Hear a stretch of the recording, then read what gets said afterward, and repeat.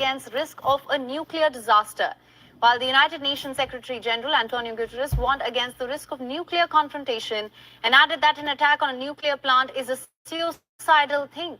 Guterres called for international inspectors to be given access to the Zaporizhzhia nuclear plant. Any attack to a nuclear plant is a suicidal thing, and I hope that those attacks will end. And at the same time, I hope that the IAEA will be able to have access to the plant and to exercise its mandate competencies. Zaporizhzhia, right next to Donbass, a region where Putin's troops are trying to gain full control. In 2014, pro-Moscow separatists have seized the territory after the Kremlin annexed Crimea to the south in 2014.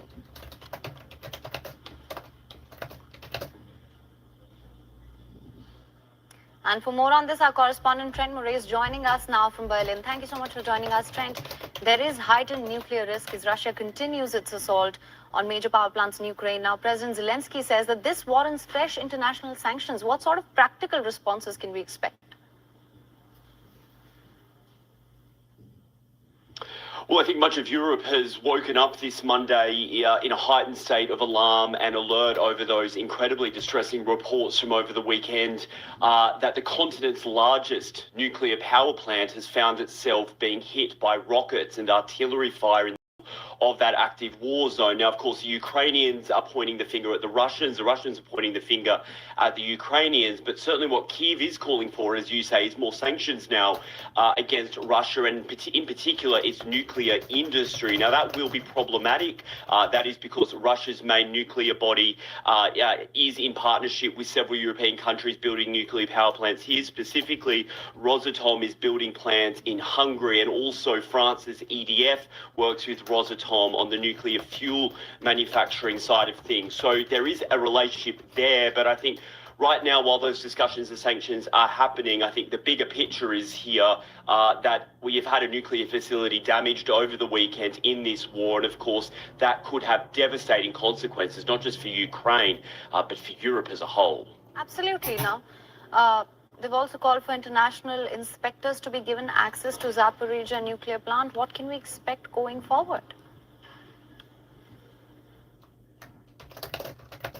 Yeah, that's right. Rafael Mariano, the head of the International Atomic Energy Agency, putting out that statement overnight saying he's calling for the two sides to let in a safety team immediately, an independent safety team from the UN. He says we can put together a safety, security and safeguards mission and deliver the indispensable assistance and impartial assessment that is needed. That's what he said in that statement.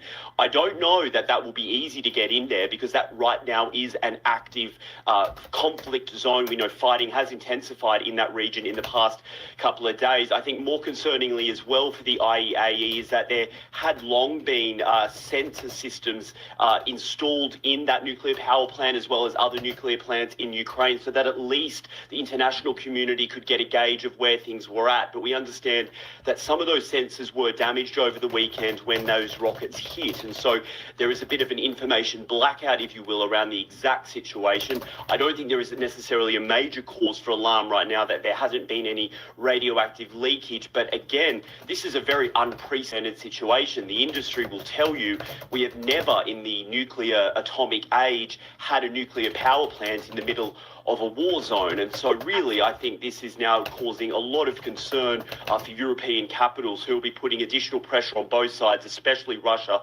to make sure that that nuclear power plant is not compromised in any way. Right, absolutely, Trent. I believe practical steps remain seen in this case. Thank you for joining us on this broadcast. WION is now available in your country. Download the app now. Get all the news on the move. China continues its military drills around Taiwan. The aggressive show of military might comes after U.S. House Speaker Nancy Pelosi's Taipei visit. Pelosi's tour, which marks the highest-ranking elected U.S. official's visit to Taiwan in decades, irked China and ripped up a series of talks on ballistic missiles. Analysts describe Chinese aggression as practice for a decade, an ultimate invasion of self-ruled island, which China claims is part of its own territory. China's drills were expected to draw to a close on Sunday, but neither Beijing nor Taipei confirmed the conclusion.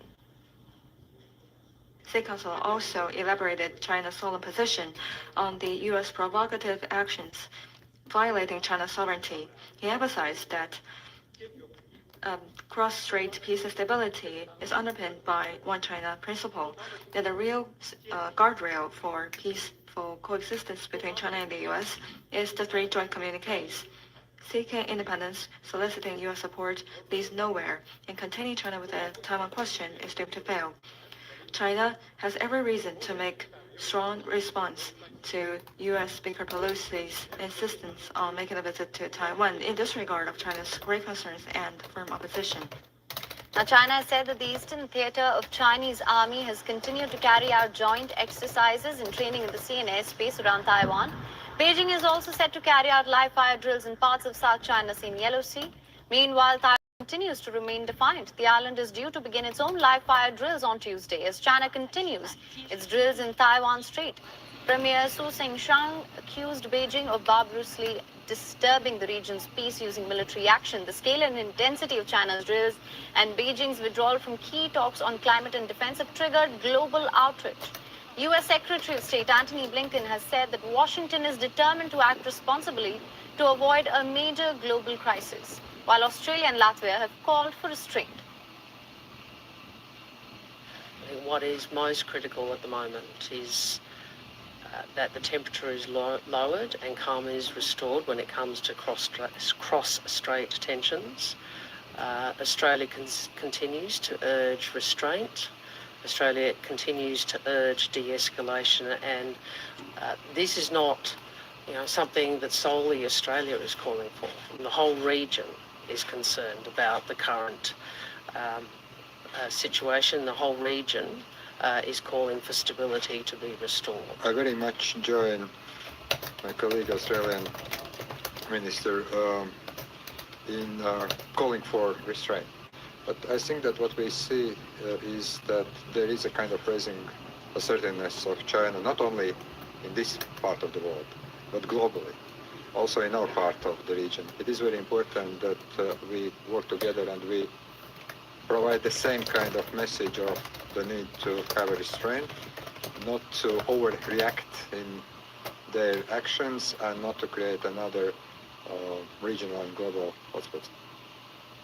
Now, for more on this, we're being joined by Lev Nachman from Taipei, who's a political analyst. Welcome to the broadcast. China continues its military drills. What is your risk assessment of the continued drills? Also, what would you say of the role of the international community and the United States, particularly here? So it's important to keep in mind that military threats have been an ongoing, regular phenomenon in this part of the world for decades. In the last few years, there's been no shortage of Chinese jets flying into Taiwan's air defense identification zone.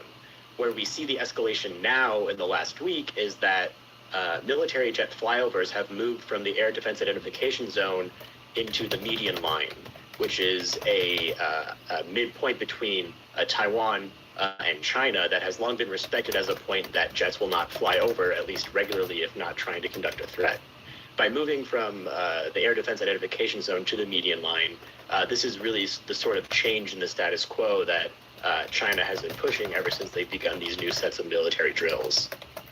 Right, of course. Now, how well equipped and prepared would you say Taiwan is, which has remained defiant so far? I think, between the war in Ukraine and this last round of direct threats from China, I think this is truly going to become the wake-up call for Taiwan and for Taiwan civil society that military preparedness and domestic defense needs to be front and center in terms of politics. Even before this last round of threats because of Ukraine, I think there's been a readjustment in attitude domestically from the military in what types of defense and what types of civil preparedness Taiwan needs to begin preparing for with regards to a potential conflict in the future.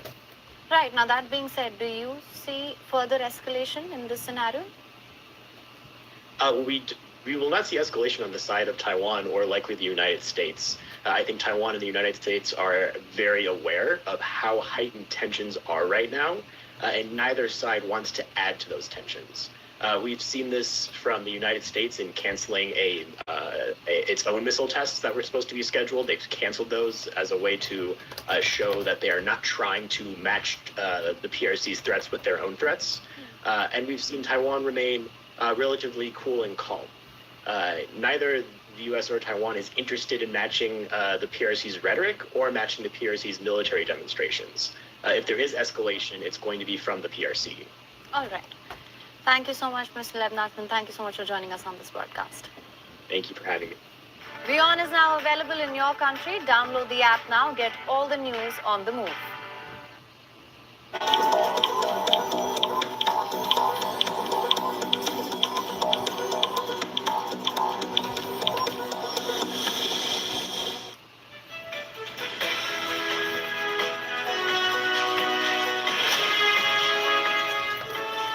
Good evening and welcome to Gravitas. I'm Palki Sharma Upadhyay. Let's get started.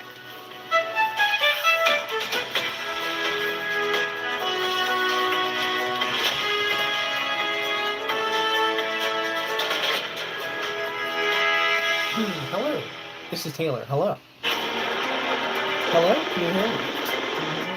Can you hear me? Sorry, can you hear me? Hello? Hello? Anybody? Can you hear me? Hello?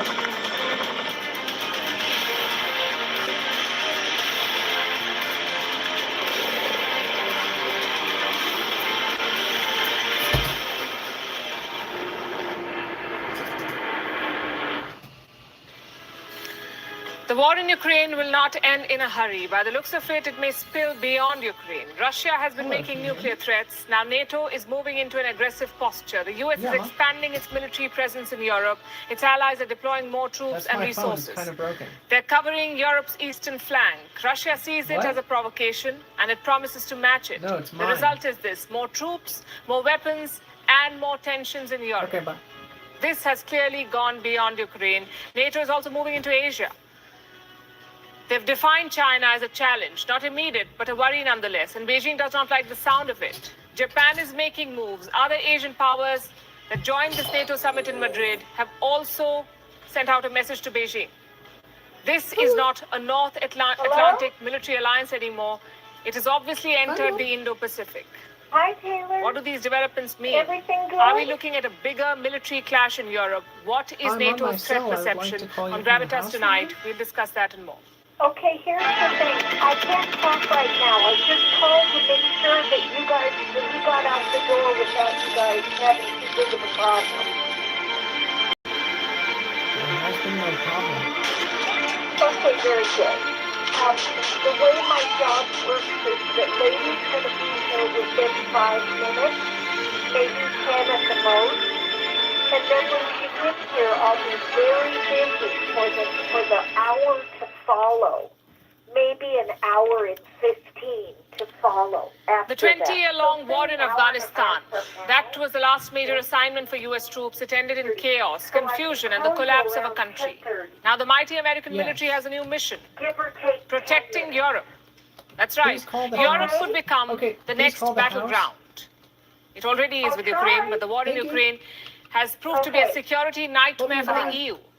Love you. It has no option but to prepare for a wider conflict. America agrees with this assessment, so it will ramp up US forces in Europe. The UK and Germany say they will contribute too. The result is this: a massive build-up on NATO's eastern flank. Why now, you may ask? Is Europe afraid that Russia will attack beyond Ukraine? What is their threat assessment? In the next 4 minutes, we'll discuss. First, let's listen to Joe Biden. This is the US president announcing fresh American deployments in Europe. We've reaffirmed that our Article 5 commitment is sacred, and an attack on one is an attack on all, and we will defend every inch of NATO territory. Every inch of NATO territory. Together, our allies, we're going to make sure that NATO is ready to meet threats from all directions across every domain, land, air, and the sea. In the moment when Putin has shattered peace in Europe and attacked the very tenets of rule-based order, the United States and our allies, we're going to step up. We're stepping up. We're proving that NATO is more needed now than it ever has been, and it's as important as it ever has been. This was Biden's assessment. He said this during the NATO summit in Madrid yesterday. Today was the final day of that summit. America has made two clear conclusions. Number one, Putin cannot be trusted. And number two, America's allies feel threatened. And that gives Joe Biden a reason to mobilize his military. So where will American troops be deployed? Let's give you a breakdown. A brigade will be stationed in Romania. 2,000 American troops will be deployed here. Plus 3,000 soldiers will be stationed in Romania on a rotational basis. So that means a total deployment of 5,000 troops. Next is the United Kingdom. It will host 2 squadrons of American F-35 fighters. The third location is Spain. 2 American Navy destroyers will be moved there. Remember, Spain already has 4 American destroyers, so now it will have a total of 6. America is deploying air defense systems too. They will be sent to Italy and Germany. But their biggest move will be in Poland. Here, the U.S. is planning a permanent military headquarters. The 5th Army Corps of the U.S. military will be stationed in Poland. This is a combat force. And here's something you should know. The U.S. already has over 100,000 troops in Europe. Before Russia's invasion of Ukraine, they had 80,000 troops in Europe. When Russia attacked, the U.S. sent another 20,000, so a total of 100,000. Now it will add more. The United Kingdom and Germany are also committing more resources. The UK will send an extra 1,000 troops to Estonia. They already have 2,000 soldiers there. London will also keep warplanes and an aircraft carrier on standby. What about Germany? Reports say the Germans will commit a brigade-sized force to Lithuania. So NATO is now effectively moving into an aggressive posture. What does it look like? Let me show you. On your screen is NATO's eastern flank. You can call this the front line for NATO. This is what Europe needs to defend if there is a war with Russia. The focus is on 8 countries: Estonia, Poland, Slovakia, Hungary, Latvia, Lithuania, Romania, and Bulgaria. NATO now has a strong presence across this region. How many troops are we talking about? At least 324,000 soldiers, 324,000. These are soldiers of the host country and allied nations, meaning these are NATO forces, plus their air defense equipment. So NATO now has some serious firepower on its eastern flank. This is a very big shift. A few months back, NATO was facing an existential crisis. French President Emmanuel Macron had called this alliance brain dead. That's the term he used. NATO lacked an identity, it lacked a purpose. Some years back, even Vladimir Putin was keen on NATO membership. That should tell you something as to how far they've come. Back then, Putin said, Russia is a part of European culture. And look at how things have shaped up now. The same Putin is NATO's enemy number 1, the man who has single-handedly galvanized it. So NATO is expanding, getting more members, and deploying more troops. How do you think Putin responded? He said this shows their imperial ambitions. It is a means to protect their own interests, that is, with the hands of Ukrainians and the Ukrainian people. NATO members and leading NATO countries simply want to assert themselves, further assert their role in the world, confirm the leadership of their hegemony in the trust sense of the word, their imperial ambitions. Putin had a message for Sweden and Finland too. Their entry into NATO is now just a matter of time. Putin said he has no problems with NATO's expansion, but if they deploy infrastructure in Finland and Sweden, he would respond differently. That's what he said. He has vowed to match NATO's deployments. As for Sweden and Finland, we do not have such problems with them that we have with Ukraine. Unfortunately, we have no territorial issues or disputes. We have nothing to worry about in terms of membership of Finland and Sweden in NATO. Well, they want it, please. They only must clearly understand that there were no threats to them before. Now, if military contingents and infrastructure are deployed there, we will have to respond in a mirror manner.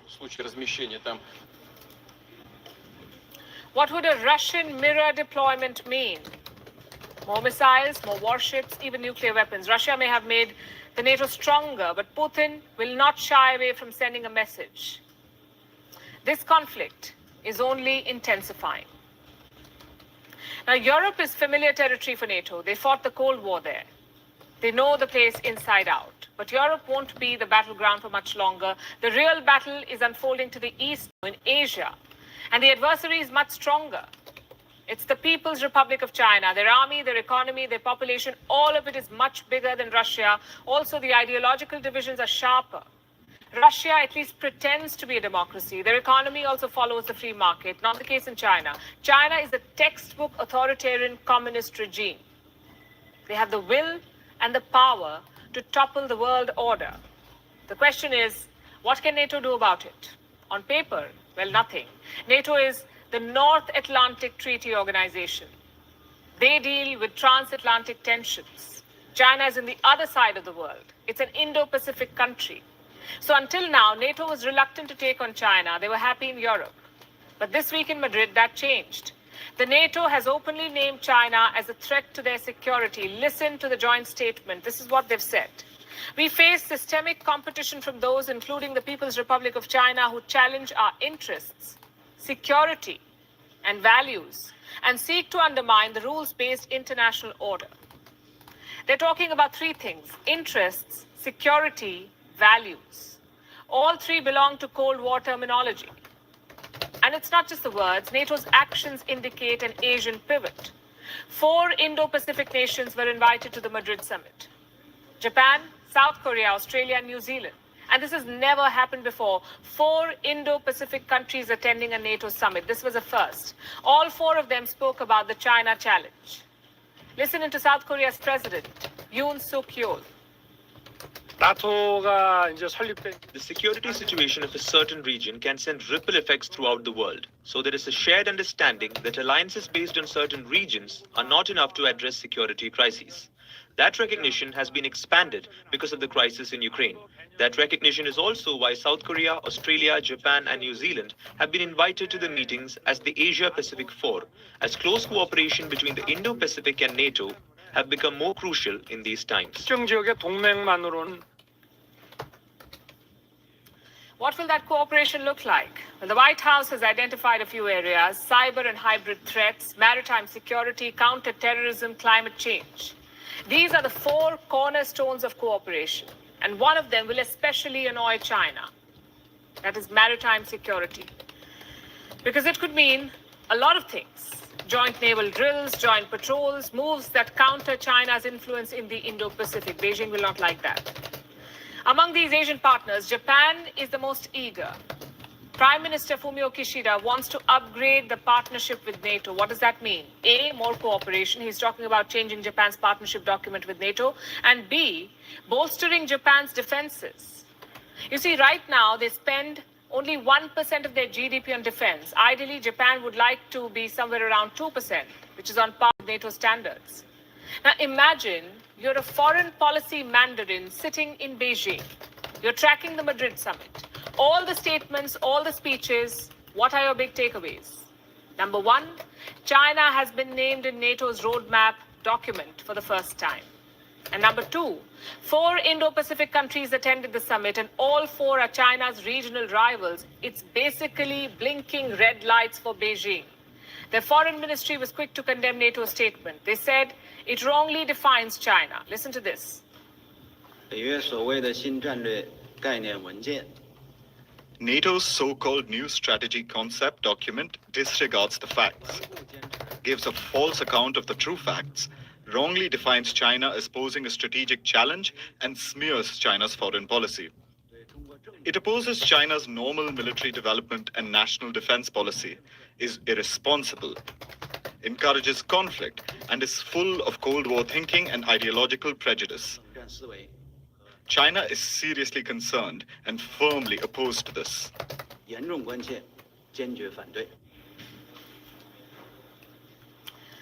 Chinese state media has gone a step ahead. Let me tell you what the Global Times says in an op-ed. Catering to NATO's Asia Pacification is tantamount to inviting wolves into the house. They don't say Indo-Pacific, they say Asia Pacific.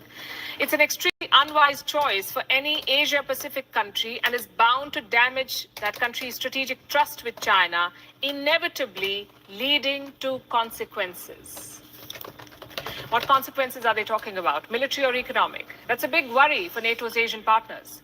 China has a history of offensive deterrence, meaning when they feel threatened, they lash out with force. Offensive deterrence. They mount military incursions. I can give you multiple examples. Their entry into the Korean War in 1950, their attack on India in 1962, the war on Vietnam in 1979, all of these followed the same principle, offensive deterrence. Could China do something similar now? Sort of like a preemptive action to discourage NATO? It is certainly possible. But a lot depends on how quickly NATO completes this Asia pivot. The alliance chief, Jens Stoltenberg, says China is a challenge, but not an adversary. China is substantially building up its military forces, including nuclear weapons, bullying its neighbors, and threatening Taiwan. Investing heavily in critical infrastructure, including in allied countries. Monitoring and controlling its own citizens through advanced technology, and spreading Russian lies and disinformation. China is not our adversary, but we must be clear-eyed about the serious challenges it represents. So a threat for the future. That's how NATO sees China. They want to deal with Russia first and then turn to the Indo-Pacific. If NATO does build an alliance in Asia, it would have far-reaching consequences. But what will that alliance look like? An Asian copy of the NATO? Or a new template suited to Asia's cultural and political differences? A lot of countries, including India, will be watching for that. But looking at NATO's track record, I would not hold my breath. We are talking about the most brutal war machine in the world. Their power is overshadowed by just one thing, their hypocrisy. Let me tell you what the NATO founding charter says. And listen to this closely. This is the NATO founding charter. The parties to this treaty are determined to safeguard the freedom, heritage, and civilization of their peoples, founded on the principles of democracy, individual liberty, and the rule of law, except when it suits their political interests. In that case, the treaty goes out of the window. The best example, this whole Nordic expansion. The West was so eager to admit Sweden and Finland into NATO, they just had to find a way around Turkey. President Recep Tayyip Erdogan was blocking both memberships. So what does NATO do? Abandon their founding treaty. They sacrificed principles for policy and politics. Let me tell you how. Around 100,000 Kurds live in Sweden, plus 16,000 in Finland. Most of them are fleeing persecution in West Asia, in countries like Turkey, Iran, and Iraq. Europe was supposed to be a safe haven for them, a place to restart their lives, but not anymore. This week, Finland and Sweden struck a deal with Turkey. Erdogan lifted his objection to NATO's expansion. In return, he got some concessions. And I've got that document with me. It's one of the most loosely worded agreements in history. Listen to what it says. As prospective NATO allies, Finland and Sweden extend their full support to Turkey against threats to its national security. But who decides that criteria, national security? Sweden has a number of Kurdish lawmakers in their parliament. Do they constitute a national security threat now? Or maybe the hundreds of Kurdish kebab vendors. Are they a threat too? That's problem number one. Now listen to problem number two. Finland and Sweden, this is what they say, Finland and Sweden will address Turkey's pending deportation or extradition requests of terror suspects expeditiously and thoroughly.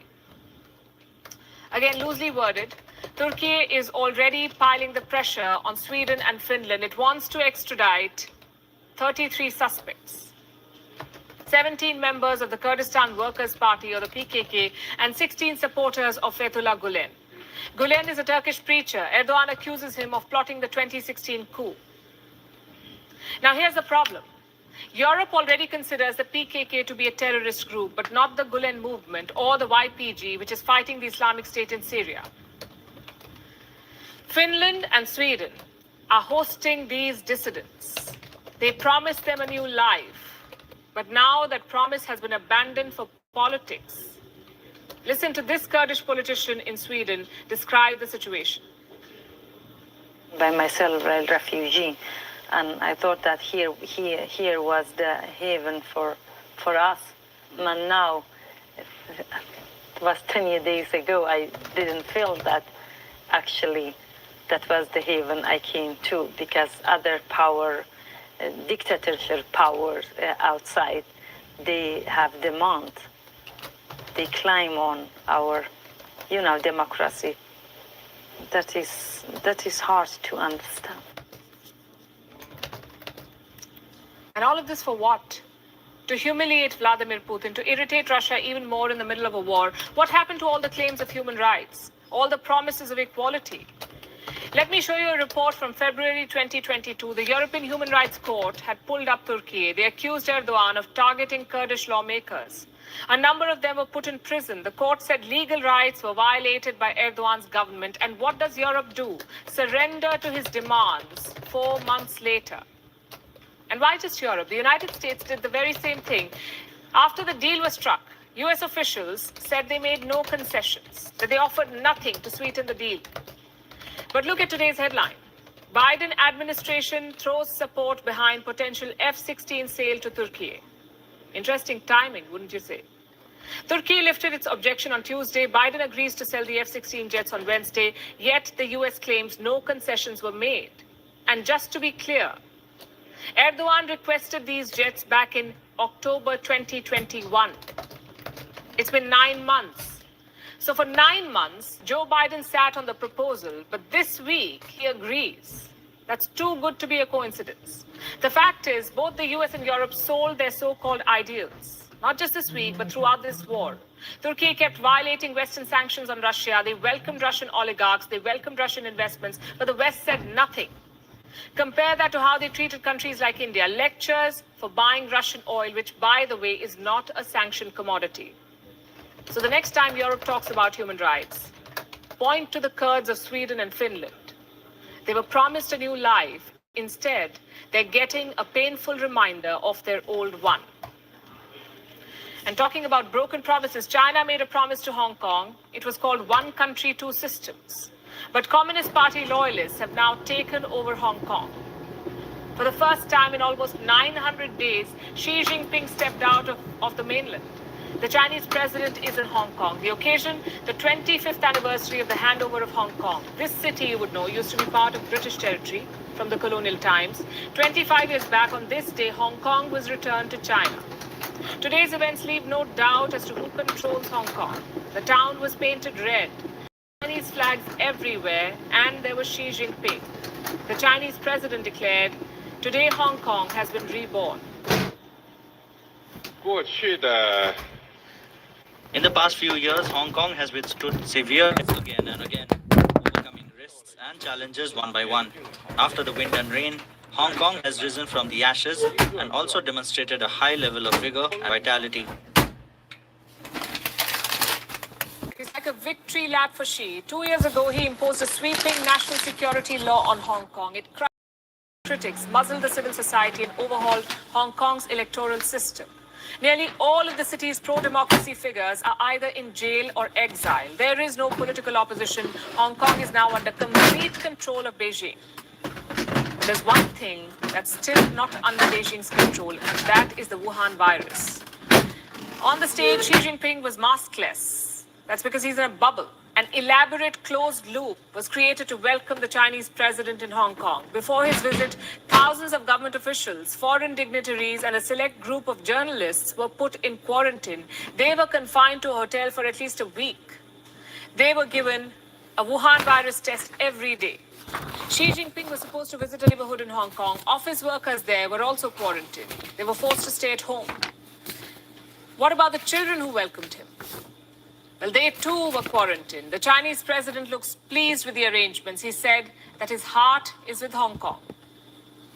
It has been 5 years since I last visited Hong Kong. During these 5 years, I have been following developments in Hong Kong, thinking about Hong Kong. My heart and the central government's heart are with the Hong Kong people. Okay, here you go. Well, his heart may be in Hong Kong, but the rest of him will not be. He won't spend the night here.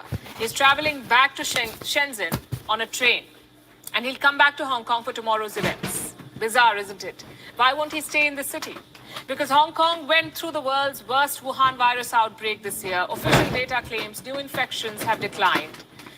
Then why is Xi Jinping spending the night in Shenzhen? Does he not feel safe in Hong Kong, even with a closed loop? Perhaps he would feel safer tomorrow, because tomorrow a new leader will take charge in Hong Kong. His name is John Lee. Xi Jinping is expected to attend his swearing-in. Now, John Lee is a hardliner, someone who has been handpicked by Beijing to replace Carrie Lam. Lee has a background in law enforcement. He was the security chief of Hong Kong. The US has sanctioned him for undermining Hong Kong's autonomy. The European Union has condemned his appointment. Why such opposition for Lee?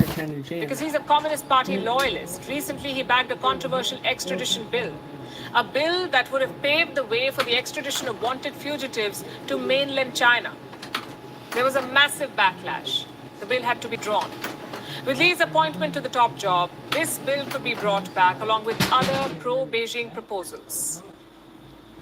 One of the proposals by Lee is a law against fake news. If passed, it could muzzle more anti-government voices.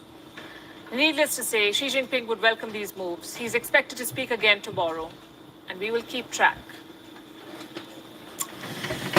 You know, the thing with dictators is that they live in denial. They like to believe that their regime is prosperous, that their policies are promising, that their subjects are perfectly happy. One such dictator ruled the Philippines for 2 long decades. His name is Ferdinand Marcos. Earlier today, his son and namesake took the oath of office as the president of the Philippines. Ferdinand Marcos Jr. He made global headlines and wasted no time in telling the world that he represents the biggest electoral mandate in the history of the Philippine democracy. The press wasted no time in reminding the world about his father. Most headlines read, Philippines' new president is a dictator's son. But can you blame them? For many, the name of Ferdinand Marcos means brutality and abuse. Marcos Sr. was a notorious man. He imposed the martial law. He maintained absolute control over the media and the courts. Under him, dissidents were tortured. Political opponents were murdered. Ferdinand Marcos was booted out of the Philippines, overthrown by a people's revolt. That was in the year 1986.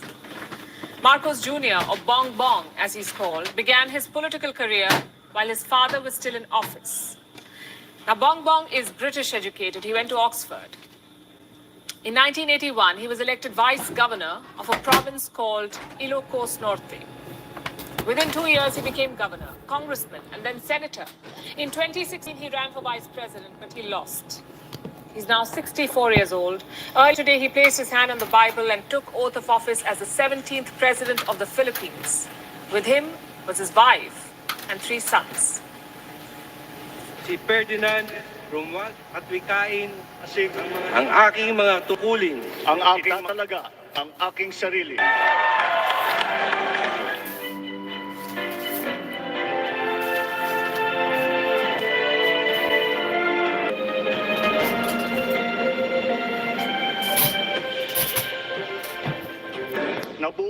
Natutuparin ko na buong katapatan at sigasig Ang aking mga tungkulin. Ang aking mga tungkulin bilang Pangulo ng Pilipinas. Bilang Pangulo ng Pilipinas.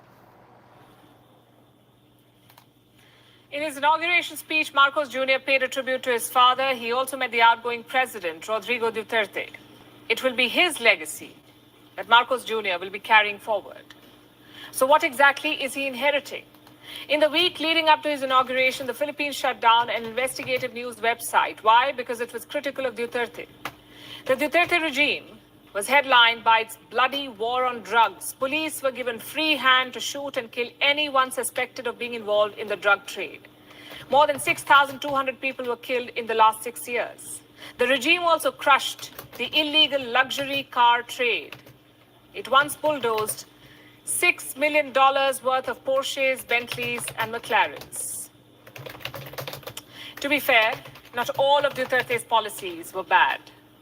He did manage to lift millions of people out of poverty, also improve the country's infrastructure. But selective, as history often is, chances are Duterte will be remembered for his war on drugs, on the Catholic Church, and on the opposition. Critics call Duterte a human rights calamity, someone whose regime was a dress rehearsal for what may lie ahead. Marcos Jr., they fear, will rule with an iron fist. But you see, it's easy to write off a leader even before he's ended his first day in office. Even easier to let historical biases color your judgment. Marcos Jr. has not kept his policies under wraps. He has promised to tame inflation, also halve the cost of rice, boost production, and strengthen food security. In fact, he has appointed himself as the country's agriculture minister. The president has also promised to boost jobs. What about foreign policy? Duterte openly quoted China. He overlooked the Philippines' maritime row with Beijing. He also set aside the international ruling, the one that said China did not have historical claims over most of South China Sea. It came in 2016. Duterte put it aside. He cozied up to China because he wanted their money. At one point, he was ready to scrap a key military pact with the US if it came to that. Marcos Jr. says his government will elevate ties with China, but it will not compromise on sovereignty. Also, he'll be walking a quote-unquote very, very fine line. That's what he said. What about domestic affairs? What does Marcos Jr. mean for Manila? What does he bring to the table? For starters, experience. You see, this man has been in office almost continuously since the age of 23. He's prepared for presidency all his life. That aside, the Marcos Jr. regime is likely to be more of the same. He's likely to continue Duterte's policies. The two families are allies. In fact, Duterte's daughter, Sara Duterte, will be the new vice president of the country. So you won't see a radical change in Manila's policies. And that may not necessarily be a good thing. Our next story is about R. Kelly, a singer once known as the king of R&B, famous for breaking the charts globally. Today, he was convicted for sexual abuse, sentenced to 30 years in jail. For 30 years of predatory acts. Throughout his career, R. Kelly faced numerous allegations, accusations of exploiting teenagers, running sex cults, trafficking young girls, and child pornography. But his wealth and contacts shielded him from being charged. His conviction is just another reminder of how easy it is for predators with power to escape accountability for years, if not a lifetime.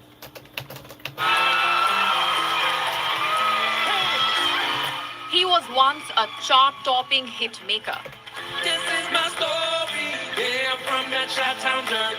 I went from being broke to sleeping in Versace shirts. The king of rhythm and blues with a cult following. This is my story. And I'm sticking to it. And I'm sticking to it. And I'm sticking to it. And I'm sticking to it. And I'm sticking to it. Today, he is a convict by law, a predator who exploited his stardom. Mr. Kelly, will you... I personally, this happened to me a long time ago. I was 17, I'm 45 today. I never thought that I would be here to see him be held accountable for the atrocious things that he did to children. Very proud of my fellow survivors and very pleased with the outcome. 30 years did he do this, and 30 years is what he got. This is the story of Robert Sylvester Kelly, known to the world as R. Kelly. 31 years ago, he was signed for his first major record label.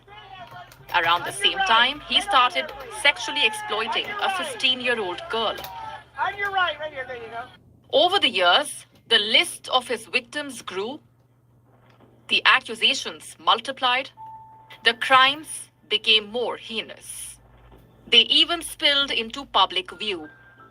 But the singer's wealth, fame, and contacts masked the predator in him and shielded him from the consequences. 31 years on, there has finally been justice. R. Kelly has been convicted for his crimes. He has been sentenced to 30 years in prison on charges of sexual abuse and trafficking. Today, R. Kelly was sentenced to prison for his many crimes against underage girls. And R. Kelly used the power of his celebrity and his music business to lure and to manipulate and to isolate and to denigrate many young girls. The verdict did not come about easy. It took 3 decades, a cultural shift, a Me Too movement, and a TV documentary to hold this man accountable. The accusations first emerged in 1994. 27-year-old Kelly married 15-year-old Alia, an R&B phenomenon who met Kelly when she was 12. The two were illegally married in a secret ceremony. In 2002, Alia died in a plane crash. In 1996, a civil suit was filed by Tiffany Hawkins. She said that he forced her into sex when she was in high school. In 1998, the singer settled the lawsuit for $250,000. In 2001, he was sued by a former intern called Tracy Sampson. She accused him of treating her as a sex object. The case was settled out of court for an undisclosed sum. In 2002, a sex tape showed Kelly sexually abusing a 14-year-old girl. He was arrested but was released on a bail of $750,000. The victim refused to testify. And in 2017, he was accused of trapping 6 women in a sex cult. The allegations came from 3 of his former employees. It was this case that opened a can of worms. It ignited a Me Too movement against Kelly. A 2019 TV documentary put the final nail on the coffin. It offered the most comprehensive account of Kelly's gruesome crimes. 3 years later, the singer has been convicted. But why did it take so long? The answers are plenty. You see, most of R. Kelly's victims were black women. They say their skin color often led to prosecutors distrusting or dismissing their allegations. The second aspect to this story is power. R. Kelly was a linchpin in the music industry. Despite the accusations against him, millions of fans bought his music and attended his concerts. Hundreds of his aides and friends facilitated his pattern of abuse. Other artists and producers ignored his misdemeanor. And on some occasions, even the media covered for him. This case only illustrates how powerful people can evade consequences for years, sometimes even evade them their entire life. Bureau Report, WION, World is One.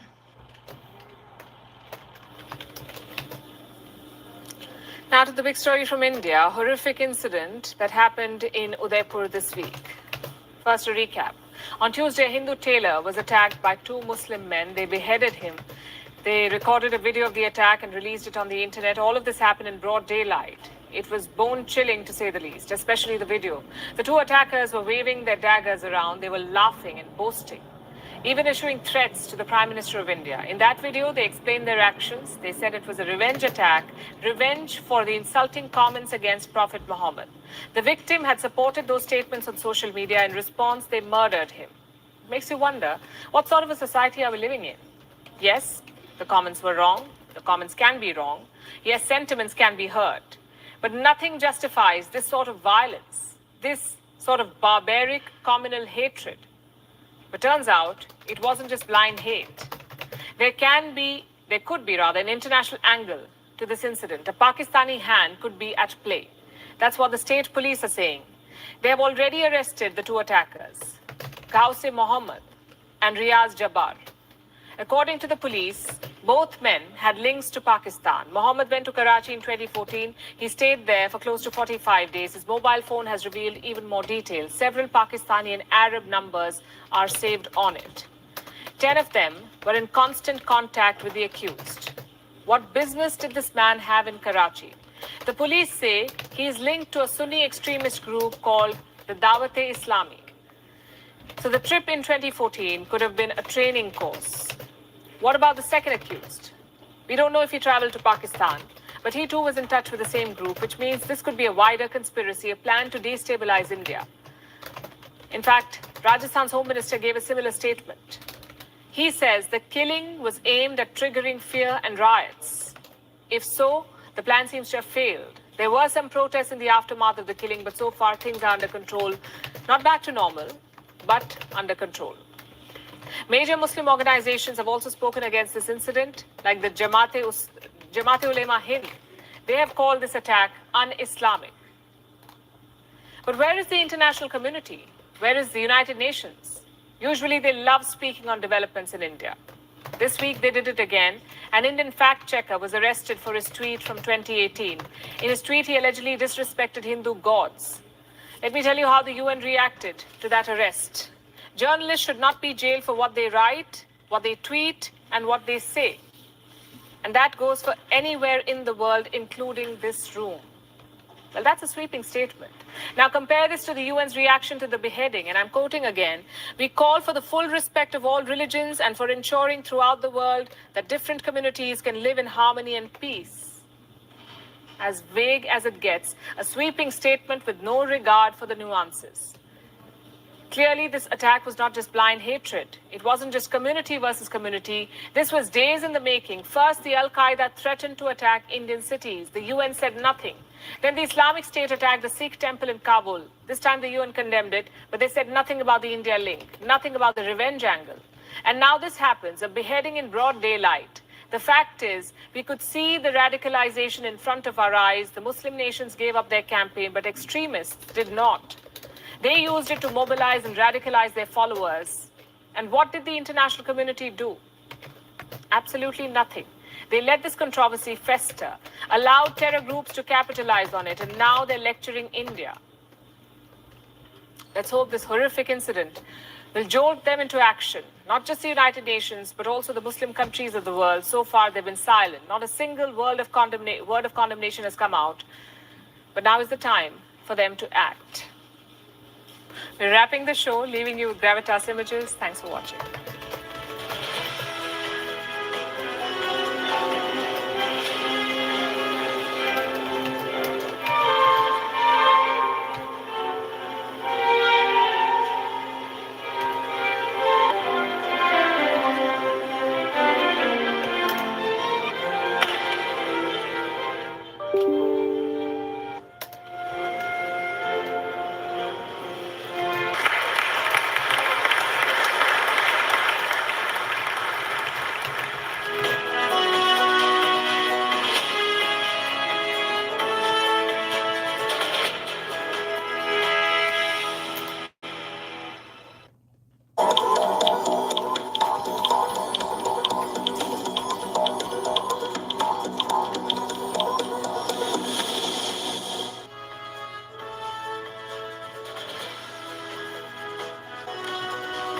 Good evening and welcome to Gravitas. I'm Palki Sharma Upadhyay. Let's get started.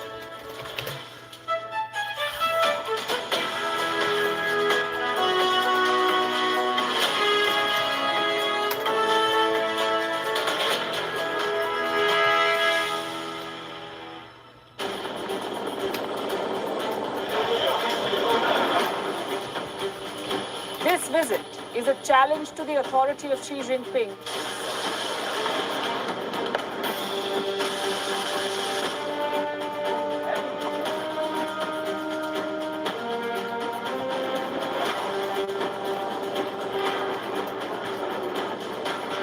How much of China's words and actions were posturing?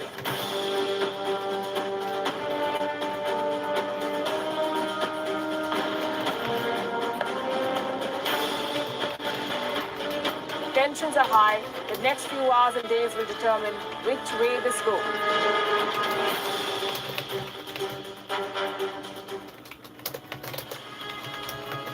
Nancy Pelosi landed and left. She was in Taiwan for less than 24 hours, and now the world is facing the consequences. The Chinese military has encircled Taiwan. Flights have been disrupted. Taiwan is bracing for impact. The big question is, does Xi Jinping have the appetite for a full-fledged war? What are his options? What are his compulsions? What are the moves that his army is making? Where does this visit leave the US? What did they achieve from it? A lot of questions. Does Joe Biden want another conflict on his plate? Is this, at the end of the day, a clash of egos with 23 million lives caught in the crossfire? On Gravitas tonight, we bring you the updates, the analysis, and the reactions as the risk of war continues to rise in the Taiwan Strait.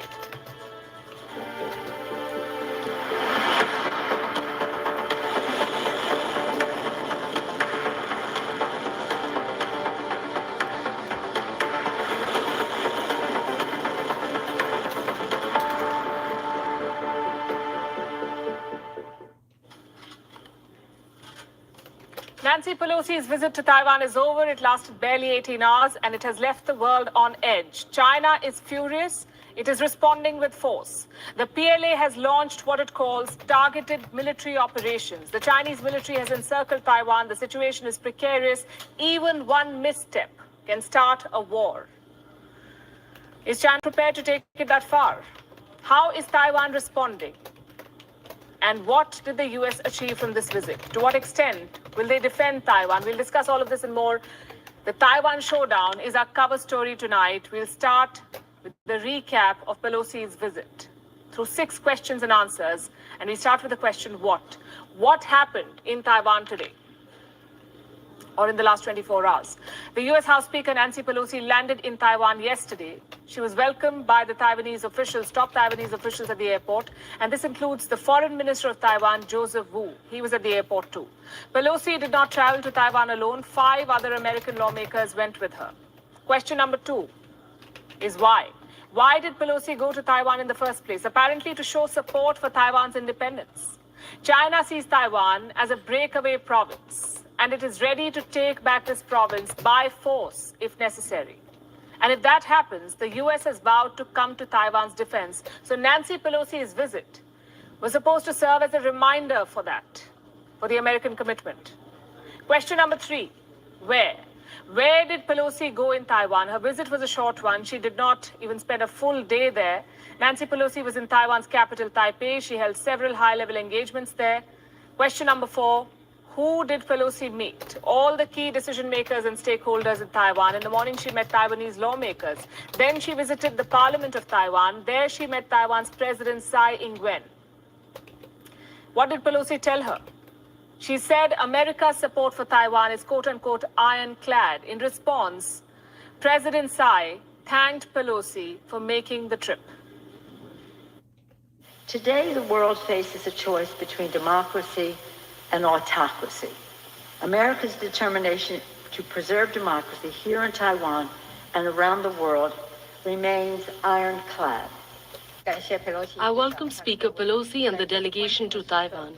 Thank you for taking concrete actions to show your staunch support for Taiwan at this critical moment and for expressing the United States' consistent policy supporting Taiwan's self-defense.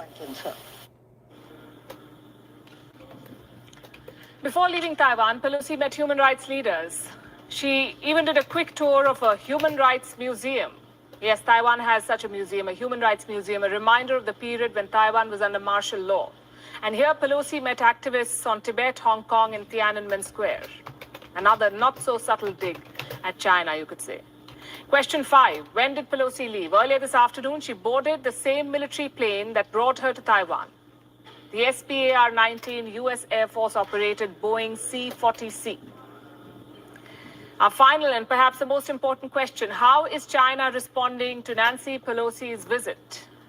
China has not taken it well. It has launched a series of military operations. Beijing has sent a warning to airlines. It has asked pilots to avoid flying around Taiwan. Same for ships. China has warned ships in the region to steer clear of Taiwan. Let me show you why. This is the map of Taiwan. Now, do you see the red blocks? There are 6 of them. Experts are calling them danger zones. And that's because the Chinese military has launched operations in these zones. Look at the map carefully again. The PLA is encircling Taiwan. They're everywhere. There are 3 danger zones in the north, 1 in the east, 1 towards the west, and 1 in the south. China has launched these operations. In fact, China launched these operations last night. China's military response is split into 3 parts. Part 1 is the exercises. The PLA has activated its naval and aerial assets. They will be conducting drills around Taiwan. Part 2 is a shooting drill. The PLA is conducting what it calls long-range live ammunition shooting. Again, this is happening in the danger zones. The Chinese military has brought out its guns. It is firing bullets into the Taiwan Strait. And part 3 of their operation is missile launches, perhaps the most dangerous component of China's plan, missile launches. The PLA will launch ballistic missiles near Taiwan. They could fly over the islands. So effectively, China has surrounded Taiwan, and this is a security nightmare for Taipei. China's moves have already disrupted flights. Taiwan has reached out to Japan and the Philippines They're negotiating alternative flight routes. Taipei has also hit out at the Chinese government. The reckless behavior by Communist China of conducting live fire drills in waters and skies close to Taiwan, some of which are in the neighboring waters of Taiwan, threatens international aviation routes, challenges the international order, damages the status quo in the Taiwan Strait, and destroys regional security. The National Army is determined to protect our country's sovereignty and has the ability and confidence to take on this responsibility. We will also prevent any actions that damage our national sovereignty. China is indeed acting recklessly. This operation is dangerous for two reasons. One, the entire might of the Chinese military is involved. The Chinese ground forces, their navy, their air force, even the strategic missiles forces, all of them have a role to play. And reason number two is the language. Had it been any other situation, Beijing would have called these operations military drills. But right now, China insists that it is conducting targeted military operations. And this is happening around Taiwan. Their foreign ministry, the Chinese foreign ministry, said as much today. We all know that China has repeatedly made clear to the US its solemn position that China firmly opposes Pelosi's visit to Taiwan through various channels and at all levels. But clearly, the US and separatist forces in Taiwan did not listen. In this case, the Chinese military can only have a dialogue with the US and the separatist forces in Taiwan in a language they can understand. The Chinese side will take all necessary measures to resolutely defend national sovereignty and territorial integrity. The US and the separatist forces for Taiwan independence should be responsible for all consequences arising from this. We will put our words into actions. As for the specific countermeasures that you asked about, what I can tell you is that what should come will come, and the relevant measures will be resolute, strong, and effective. Let me recap that for you. We will put our words into action. We will launch countermeasures. We are talking in a language they will understand. Well, this is the language of war. China intends on carrying on its mission through this week. It says it will continue these operations till at least Friday. There has been a slew of international reactions. The US and its allies, of course, have come out in Nancy Pelosi's support. In the United Kingdom, Liz Truss has spoken out. She's a contender for prime ministership in the UK. She says Pelosi's visit was, quote unquote, perfectly reasonable. Japan has expressed concern over Chinese operations. South Korea has called for calm. China's allies are also speaking out. Russia, for instance, has called Pelosi's visit an annoyance. Interesting choice of word, annoyance. North Korea has backed China's position on Taiwan. But what does China hope to achieve with all of this? To demonstrate power at the very least. To show that it can blockade Taiwan and make it pay for hosting Nancy Pelosi. Now here's a question. Why such a fierce pushback? Why is China so worked up about one diplomatic visit? Nancy Pelosi is the highest ranking American official to visit Taiwan in the last 25 years. But she's not the first speaker to make such a trip. The first one, as we've been telling you, was Newt Gingrich in 1997. Back then, China just complained. And then they let things be. But this time, China is threatening a military conflict. So what has changed in 25 years? Well, China has changed. The balance of power has shifted. The US is no longer the dominant force that it used to be. China is the world's second largest economy. It also has a powerful military. The old China followed Deng Xiaoping's mantra, hide your strength and bide your time. That's what he said. Hide your strength and bide your time. The China of 2022 believes in projecting strength. It is not afraid of exercising its military options. What are these options? Number one, is striking military targets in Taiwan. This would involve attacking the islands themselves, and it won't be a first. China has done it before. In the 1950s, the US and China were involved in a dangerous face-off. Chiang Kai-shek was the leader of modern-day Taiwan. In 1949, he'd lost the civil war against Mao Zedong's communists on mainland China. Chiang then fled to Taiwan. The Eisenhower administration in the US wanted to sign a mutual defense treaty with him. China under Mao swung into action. They launched an attack on two Taiwanese islands, Kinmen, and Matsu. They were bombarded with artillery. And now, 7 decades later, Beijing could be considering using similar tactics. State mouthpiece, the Global Times, wants China to go a step further. It wants Beijing to use this opportunity to achieve a long-cherished goal, the reunification of Taiwan with China. That is what the Global Times is talking about. How will Beijing accomplish that? Well, the state mouthpiece has suggested a strategy. And this is important because this is a state mouthpiece, the Global Times. Allow me to quote from what they've said. There are many options on the table for China to speed up the reunification process, reunification of Taiwan with China. These could include striking Taiwan military targets, just as the PLA did in the previous Taiwan Straits crisis, pushing new legislation for national reunification, sending military aircraft and vessels to either the island's airspace or water areas controlled by the Taiwan authorities, and ending the tacit ceasefire with the Taiwan military. Basically, they're suggesting a limited operation for reunification. The Chinese military, meanwhile, has surrounded Taiwan. The PLA has also deployed assets in Fujian. Fujian is the closest Chinese province to Taiwan. We showed you these pictures yesterday. The Chinese military was moving across the beaches of Fujian. Today we have more details of what they're doing. China is sending some serious firepower to this province. Reports say the PLA has moved amphibious armored vehicles, short-range ballistic missiles and tanks. There is speculation that China could use these assets for an operation against Taiwan. Interesting fact, Xi Jinping has an old Fujian connection. The Chinese president held several key positions in this province. In 1996, Xi served as a top political advisor to the PLA Reserve Division in Fujian.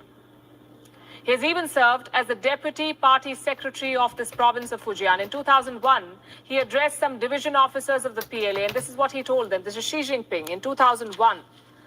And I'm quoting, "We must carefully understand the severe direction of struggle in the Taiwan Strait.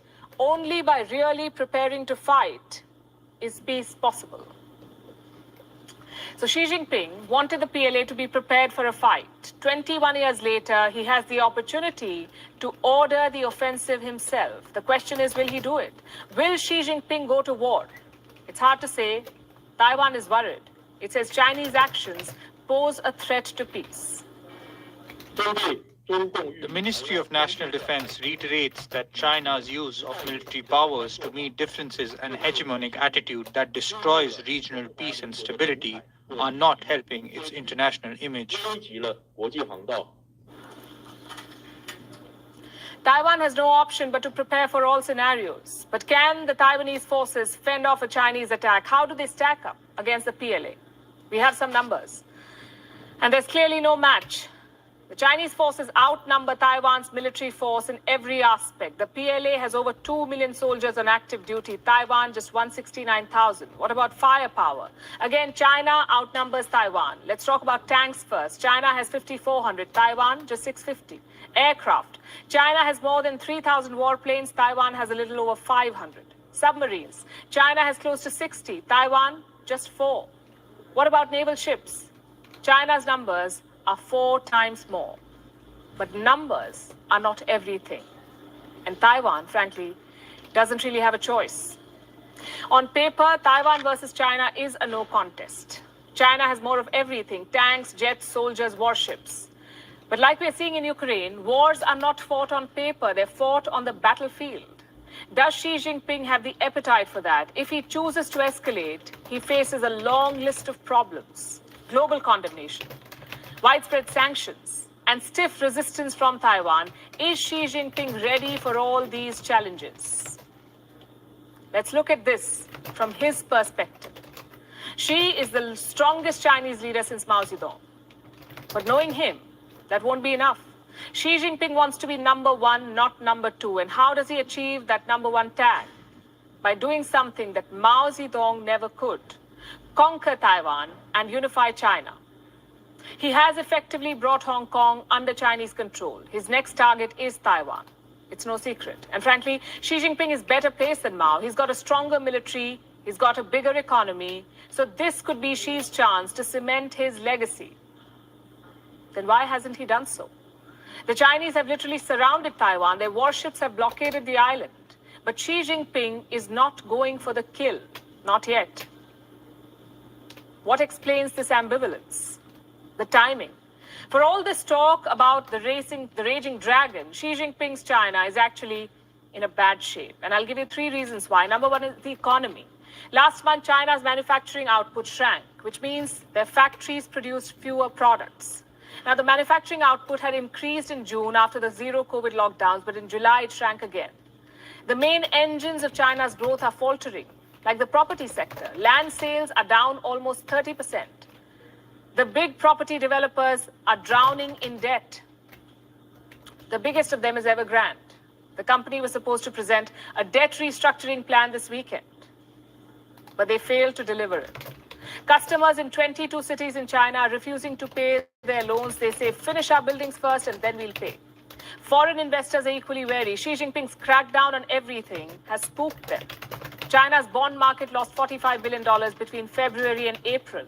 All these factors point to one thing, a slowing Chinese economy. The International Monetary Fund has revised their forecast for China. It's now 3.3%. This is the slowest growth rate for China in 40 years, 4 decades.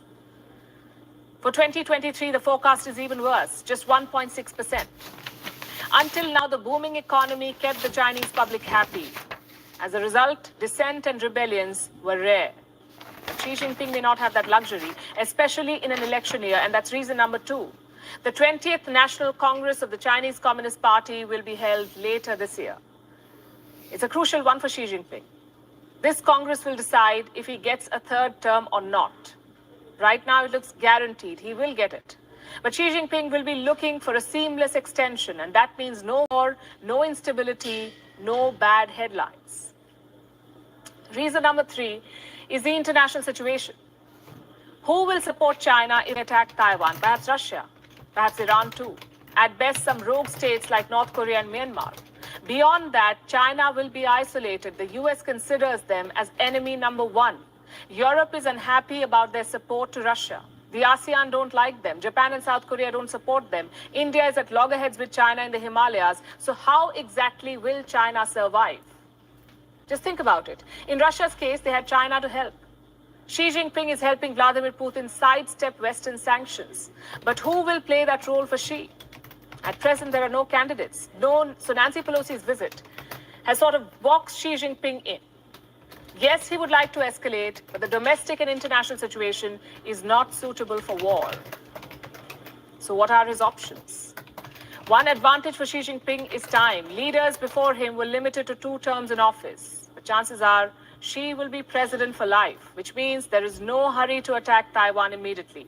He can invest more in China's military. He can wait out this economic slump, possibly chip away at America's hegemony.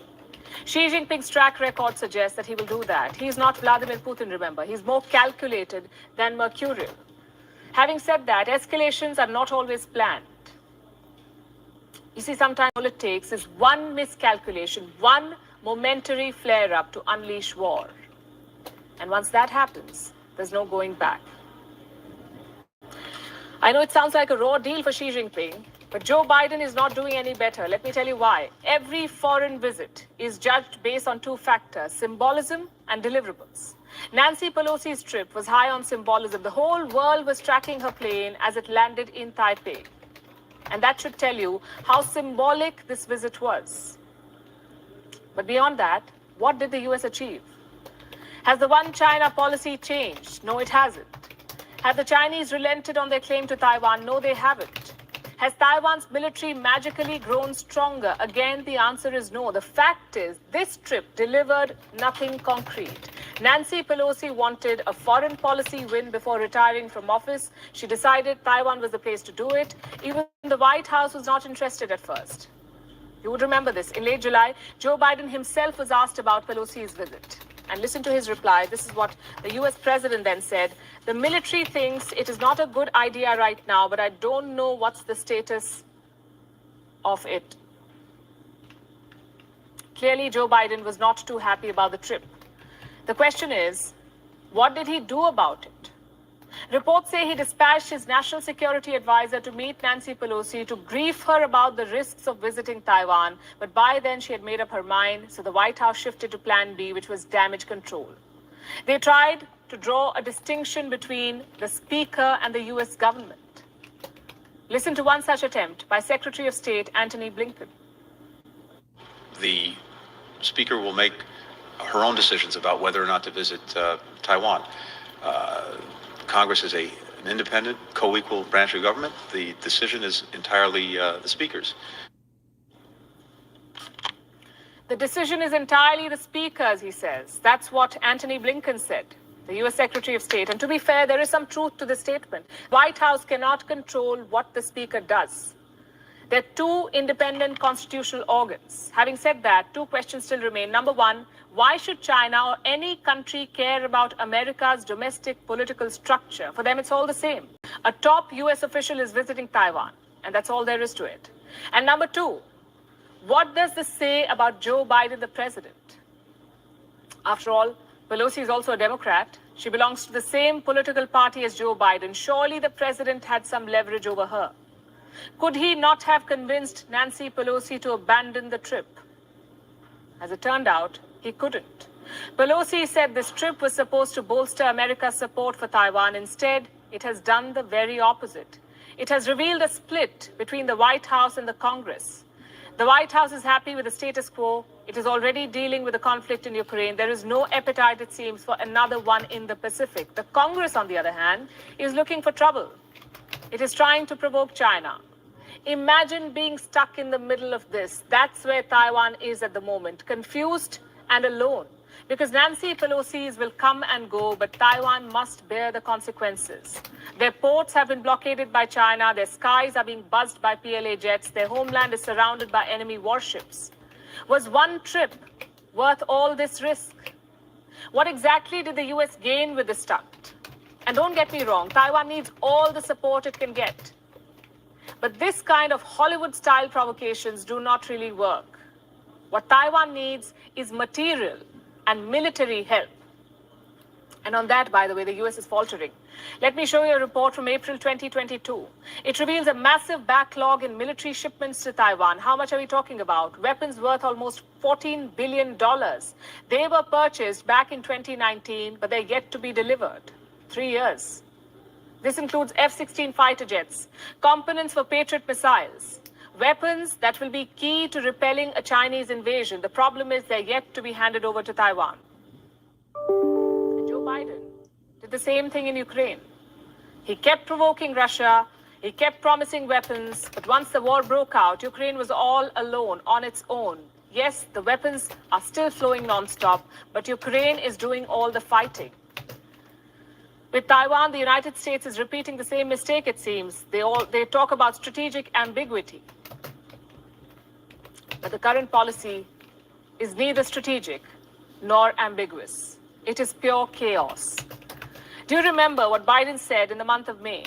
He said the US would use force to defend Taiwan. Hours later, the White House had to clarify. They said the US policy was unchanged.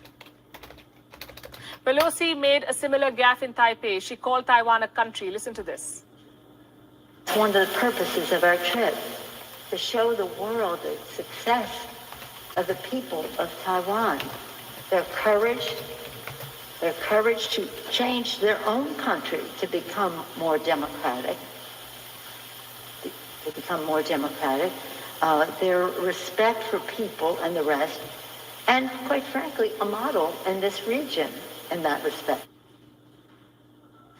It's probably a gaffe, but will China see it that way? Or will they see it as evidence of America's true intentions? The fact is, this trip had no strategic objective. If the idea was to humiliate China, well, at what expense? At whose expense? The Americans are safe thousands of miles away. Only the Taiwanese face the consequences as of today. If the idea was to show US solidarity, there are better ways to do that, like military cooperation, economic assistance. Taiwan may be a geopolitical chess piece for Washington, D.C., but remember, 23 million lives are at stake. The story is not over. We'll keep tracking it. For the moment, we turn to Pakistan. Yesterday, we told you about a helicopter crash in Pakistan's Balochistan province. The incident claimed the lives of 6 soldiers. Among them was a top Pakistani general. Initial reports said that bad weather brought the chopper down. But turns out it could have been foul play. Baloch insurgents now claim they attacked and downed the military aircraft. If true, it would be the most daring attack in decades, this decades-long insurgency. Our next report tells you more. Bad weather or insurgent attack. What downed this military helicopter in Balochistan? 48 hours on, there's still no clarity. The Mi-17 chopper was on a routine flood relief mission on Monday. It lost contact after taking off for Karachi. Soon, the worst was confirmed. The Pakistan Army announced that the helicopter had crashed. All 6 officers on board were killed. Among them was a top general, Sarfraz Ali. The army blamed bad weather for the crash. Not a surprise considering the recent streak of rains and thunderstorms. But late on Tuesday, a new angle emerged, an insurgent strike. The Baloch Raji Ajoy Sangar claimed responsibility for the attack. First, some background. The BRAS is an umbrella group of Baloch insurgents. It was formed in 2018 with the merger of 4 major groups: the Baloch Liberation Front, the Baloch Liberation Army, the Baloch Republican Guard, and the Baloch Republican Army. These 4 groups combined to form the BRAS. Their long-term goal is to liberate Balochistan, to secede from Pakistan. But their immediate goal is to target Chinese investments in the province. The BRAS have already carried out multiple attacks. 14 Coast Guard and Navy officials were killed in the town of Ormara. The same year, 6 soldiers were killed in the Tigran area. 2020, 14 security officials were killed near Gwadar. But Monday's helicopter attack is by far the most daring. What is driving this bloody Baloch insurgency? To answer that, you must first know the history of this province. Balochistan is endowed with great natural wealth. It has reserves of gold, copper, oil, and valuable gems. Yet it is one of the poorest provinces in Pakistan. The streets are crawling with spooks and military men. At least 5,000 residents have gone missing in the last 20 years. Many of them journalists and activists. The Pakistani army is believed to be behind these disappearances. Insurgents claim Monday's helicopter attack was revenge for those excesses. Here's what their statement says. Lieutenant General Sarfraz Ali remained the Director General of Military Intelligence in Balochistan. He was directly involved in enforced disappearances and the Baloch genocide. Basically, a targeted attack. Then why did the insurgents delay claiming responsibility? To protect the men who carried out the attack. They waited until the attackers had made it back safely. The Pakistan Army, on its part, denies this version. They claim it's propaganda and fake news. But, if true, it represents a major escalation in the Baloch insurgency. Not only did they strike down a military helicopter, they took out a lieutenant general, a top-ranking officer of the Pakistani Army, knowing their vengeful streak, a reprisal could be around the corner.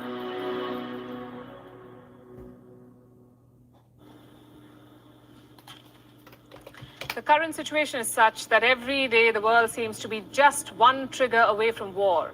In Asia, there's fear of an escalation. In Europe, there's fear of a nuclear emergency.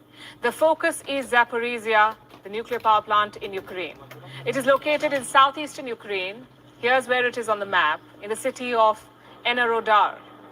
This area is currently under Russian occupation. Russian troops seized control in early March. 4 months on, the situation here is quote-unquote completely out of control. These are the words of the United Nations nuclear chief. He says, and I'm quoting, "Every principle of nuclear safety has been violated. What is at stake is extremely serious and extremely grave and dangerous." Why does he say so?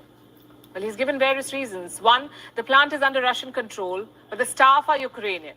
This clash, he says, has endangered its safety. Two, when this place was captured back in the month of March, there was active shelling. And this, he fears, could have damaged some infrastructure. Remember, we are talking about a nuclear plant here. One misfire, and we could have a nuclear emergency. The West says that Russia has turned Zaporizhia into a military garrison, a military base. They say while Russian troops will be able to fire from here, from the nuclear plant, Ukraine's army will not be able to retaliate. They dare not retaliate because firing at the plant could endanger the reactors. Again, these are Western claims. We don't know how much truth there is to it. But Russia knows the danger of militarizing a nuclear plant or compromising the safety of a reactor. The entire region, in fact, knows this well. This region has been witness to the Chernobyl disaster. In 1986, it took just one explosion to demolish a nuclear reactor. A radiation leak followed, some 30 people died, an entire town had to be evacuated, some 200,000 people had to be relocated. The radiation traveled all the way to Sweden and Finland. 1986. Till date, families are paying the price of this leak. Children are being diagnosed with cancer here. Chernobyl was the world's worst nuclear disaster, and it all happened some 500 kilometers from this plant. The United Nations' nuclear body wants to ensure that history does not repeat itself. It visited Chernobyl in April, and now it wants access to Zaporizhia. The nuclear watchdog has written to both Ukraine and Russia, but there has not been much progress on that front. And as fears of a nuclear emergency brew in Europe, in West Asia, one country is flexing its nuclear muscle. I'm talking about Israel. Israel's newly elected Prime Minister Yair Lapid is in news. He was found alluding to his country's nuclear capability. He was in fact speaking about Israel's defensive and offensive capabilities, and he seems to have got carried away there by his emotions. And this is what he said next. The operational arena in the invisible dome above us is built on defensive capabilities and offensive capabilities and what the foreign media tends to call other capabilities. Now, it wouldn't have been news had Lapid stopped in the first half of the sentence, but this reference to other capabilities is now making global headlines. Was he referring to nuclear weapons? And why is this newsworthy? Because on paper, Israel is not a nuclear state. They have not declared nuclear weapons. But Israel is believed to have a few hundred nuclear weapons. So why doesn't Israel declare them? Because it believes in the policy of opacity. In other words, neither confirm nor deny. Leave the world guessing. Much like America's strategic ambiguity over Taiwan, the one that we just discussed. But it doesn't help, you see, in times like these. The world already is dealing with nuclear threats from a certain Korea. Then there is Iran's nuclear blackmail, the Russian president repeatedly making references to a nuclear war. There is also the fear of a nuclear emergency in Ukraine and a muscle-flexing dragon in Asia. Where does all of this leave the world? The United Nations Secretary General says we are one miscalculation away from nuclear annihilation. Geopolitical tensions are reaching new highs. Competition is trumping cooperation and collaboration. Distrust has replaced dialogue, and disunity has replaced disarmament. Today, humanity is just one misunderstanding, one miscalculation away from nuclear annihilation. And the only way to sail through these times is by remaining hopeful. Well, we are good at it. We humans tend to remain hopeful till the end. Even when everything around us seems hopeless, we still choose hope. Like the family members of Archie Battersby. Archie is a 12-year-old British boy. In the month of April, he was found unconscious at home. There was a cord over his head. His parents believe Archie may have been trying to do an online challenge. Like I said, he's just 12 years old. And ever since that episode in April, he's been in coma. Archie regained consciousness. Currently, he's on life support at a hospital in East London. The doctors believe the boy is brain dead, that there's no hope for him. They want to pull the plug on Archie. His family is fighting to keep him alive. When they moved the UK's top court, it ruled in favor of the doctors. The court said life support is not in Archie's favor. His family does not agree, though. They believe there's still hope that Archie will be okay. His mother claims to have proof, in fact. She has released footage of one of the medical monitors. The family claims the video is proof that Archie is still breathing. Does that mean the medical staff are wrong? It's highly unlikely. Why will a doctor not want to save a patient, and that too a 12-year-old boy? This is one of those stories where there's no villain. It's a story of medicine versus hope. What's practical versus what may apparently seem otherwise. Doctors think pulling the plug is practical. The UK Supreme Court says even with continued treatment, Archie would die in the next few weeks from organ failure. There's quote-unquote no prospect of any meaningful recovery. No prospect of any meaningful recovery. That is the top court's verdict. But how do you tell that to a parent, to a mother? There will always be prospect. There will always be hope. Archie's family is knocking on the doors of the European Court of Human Rights. Back in London, the hospital could pull the plug on Archie any time now. Should they wait a little longer? Are they being too hasty? After all, it's just been 3 months since Archie has been unconscious. People have been on life support for years. And many have woken up after that. You may have heard of Munira Abdullah, the UAE woman who met with an accident in 1991. She was on her way to pick up her son from school. Her car collided with a bus. She suffered a severe brain injury. Munira was in coma for a full 27 years. In late 2018, she began regaining consciousness. You see, miracles do happen. Prayers are answered. It's impossible to predict whether someone will survive a coma. Does that mean we should be allowed to write off the prospect? In 2013, an American man woke up after spending 19 years in coma, 19. In comparison, Archie has not even spent 19 months on life support. Maybe the doctors are right. Maybe in Archie's case, medicine has reached its limit. But there is always something beyond the limits of medicine, and that is hope. Maybe tomorrow there's a new technology, a new scientific breakthrough that helps Archie recover. And maybe there won't be any such miracle. But until then, what's the rush? At what point should you be allowed to decide that's it? At what point? Should humans be allowed to pull the plug?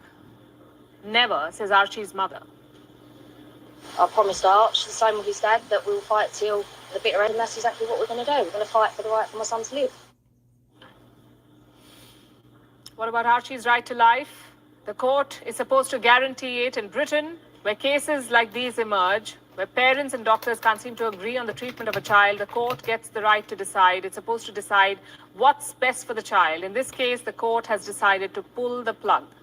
They believe that is best for Archie.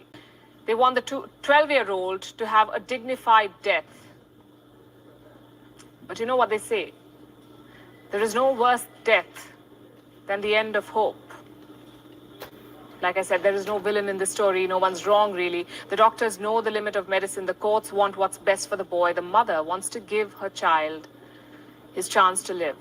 She believes that her son is resilient, that he can fight off this coma. He can regain consciousness. The mother has hope that her child will live. And that, I think, is what's beautiful about us humans. Even when death is staring us in the face, we don't give up hope.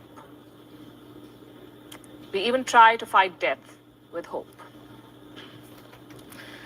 It's a very moving story. For the moment, we'll shift to Africa. 10 countries in West Africa are sounding an alarm. They say hippos are the next endangered species. They could go extinct. The population of hippos is rapidly declining because of 3 reasons: climate change, poaching, and ivory trade. What can the world do to save them? Our next report has some answers. For years, the mighty hippo has been under threat. Despite several bans, it still remains a regular feature in the global wildlife trade. Hippos are still hunted for their meat, skin, and teeth. If this continues, the mammals could be wiped off the planet. At least 10 countries have raised an alarm. They want the hippo to be added to the list of endangered animals. Their population is shrinking. There are only about 130,000 hippos left in the world. Since 1990, their population has reduced by 20%. The biggest reason is poaching. In several regions, trade in hippo parts is still legal. This is a booming business. From 2009 to 2018, over 77,000 hippo parts and products were sold, and all of this happened legally. The biggest reason why hippos are hunted is for ivory. Since ancient times, the white Martian has been used in various ways, mostly for art, but some communities also use the hippo's teeth as a weapon. They are often traded at high prices. Almost all of the global trade in hippo teeth goes through Hong Kong, but 75% of the supply comes from just two countries, Uganda and Tanzania. These African nations remain key for the hippo's survival. In 2016, the hippo was classified as a vulnerable species, especially in West Africa. But the move has failed to stop trade in hippo items. Now, climate change is further hindering efforts to save hippos. Unpredictable weather is destroying the hippo's natural habitat. Sources of fresh water for the mammal are shrinking. That could further reduce the chances of their survival. A meeting in November could decide the hippo's fate. Members of a convention on endangered species will meet. At this point, only a total ban on hippo trade can save them from extinction. Bureau Report, WION, World is One. So we've covered geopolitics, we've spoken about nuclear policies, medical ethics, also environment. Now let's talk about you. What's your dream job? A Canadian company is hunting for what they call a chief candy officer. The job involves tasting candy. They pay $100,000 a year, 78.5 lakh Indian rupees, to taste candy. Does it sound like your dream job? Our next report has more such tempting options. Monday blues are real. Not wanting to get out of bed on work days can be real too. What if you were paid to sleep? It's absolutely possible, believe it or not. Hotels hire people to test their comfort. All you need to do is sleep on their beds and leave feedback. You get paid for taking those beauty sleeps. What's more, you don't even need to make the bed afterwards because it's a hotel. Dream job much? Meet Wayne Munnelly. He was hired by a hotel chain to sleep in each of their 17,000 rooms. He had to evaluate the noise, the lighting, the cleanliness, and overall comfort. How much was Munnelly paid? 60,000 pounds annually, or 57 lakh rupees. Are you reconsidering what you are doing with your life yet? If you like lying around the bed with the console, there is a dream job for you too. Video game companies hire people to test their new games. You are basically paid to game. Who would have thought? Of course, apart from the gaming, you must report on bugs and on the experience in general. How much money can you make by testing games? Up to $18 an hour, 1,400 rupees. Game 9 to 5, and you go home with 11,200 rupees a day. Gaming does not interest you? Would you rather watch a sport off screen? You could be a professional sports fan then. The job involves watching a game, cheering to your heart's content, jumping at every goal, basically keeping the stadium's energy high. The Post recently profiled a professional sports fan. His name is Cam Hughes. For 27 years now, he has been making a living as a sports fan. Teams around the world hire Hughes to fire up crowds. It is a dream job, he says. Hughes is 51. Did we tell you a candy company in Canada is hunting for a chief candy officer? The job involves tasting candy, running candy board meetings, and all things fun. The company says, like the love for candy, the position is not bound by age. Anyone above the age of 5 can apply. If chocolate is your one true love, there are also companies looking for valuable feedback on their chocolates.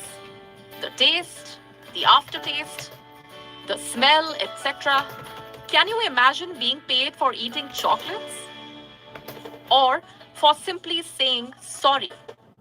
In Japan, you could consider making money off your sorries. You could be a professional apologizer. The job description? Say sorry on behalf of someone who is too proud to utter the word. Japan has an apology agency. One of its workers revealed in an interview that most requests involve apologizing to a partner their client has had an affair with.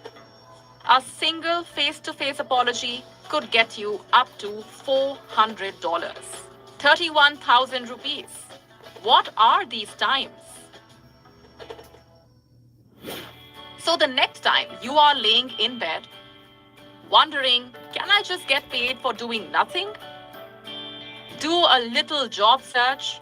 Maybe there is one such vacancy out there for you. So what is your dream job? Think about it, write to us about it, and once you make up your mind, remember life is short, go for it. We're wrapping up the show, leaving you with Gravitas Images. Thanks for watching.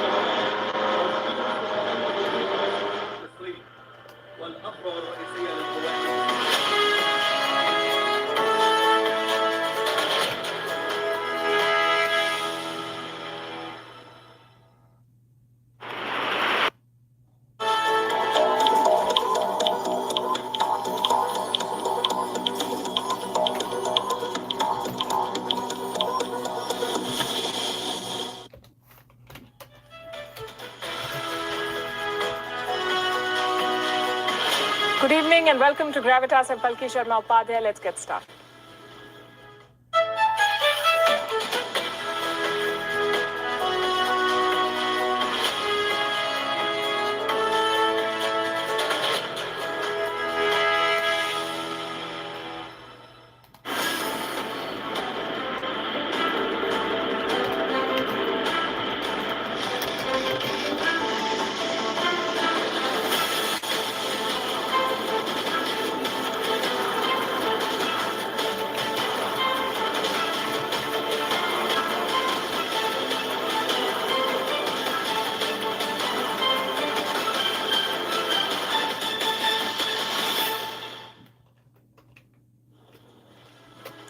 Putin has left Russia for the second time in 5 months. He's in Iran, and that alone should tell you how important this visit is. I'll give you another reason.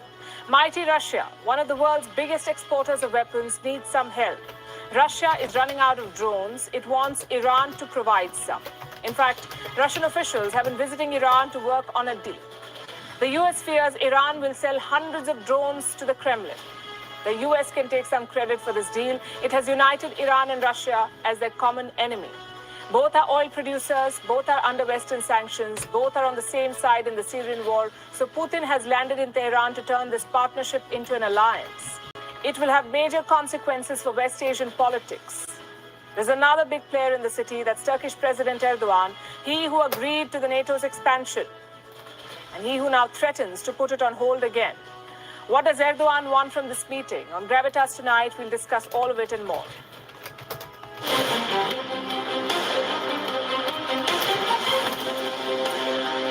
We will not walk away leave a vacuum to be filled by China, Russia, or Iran.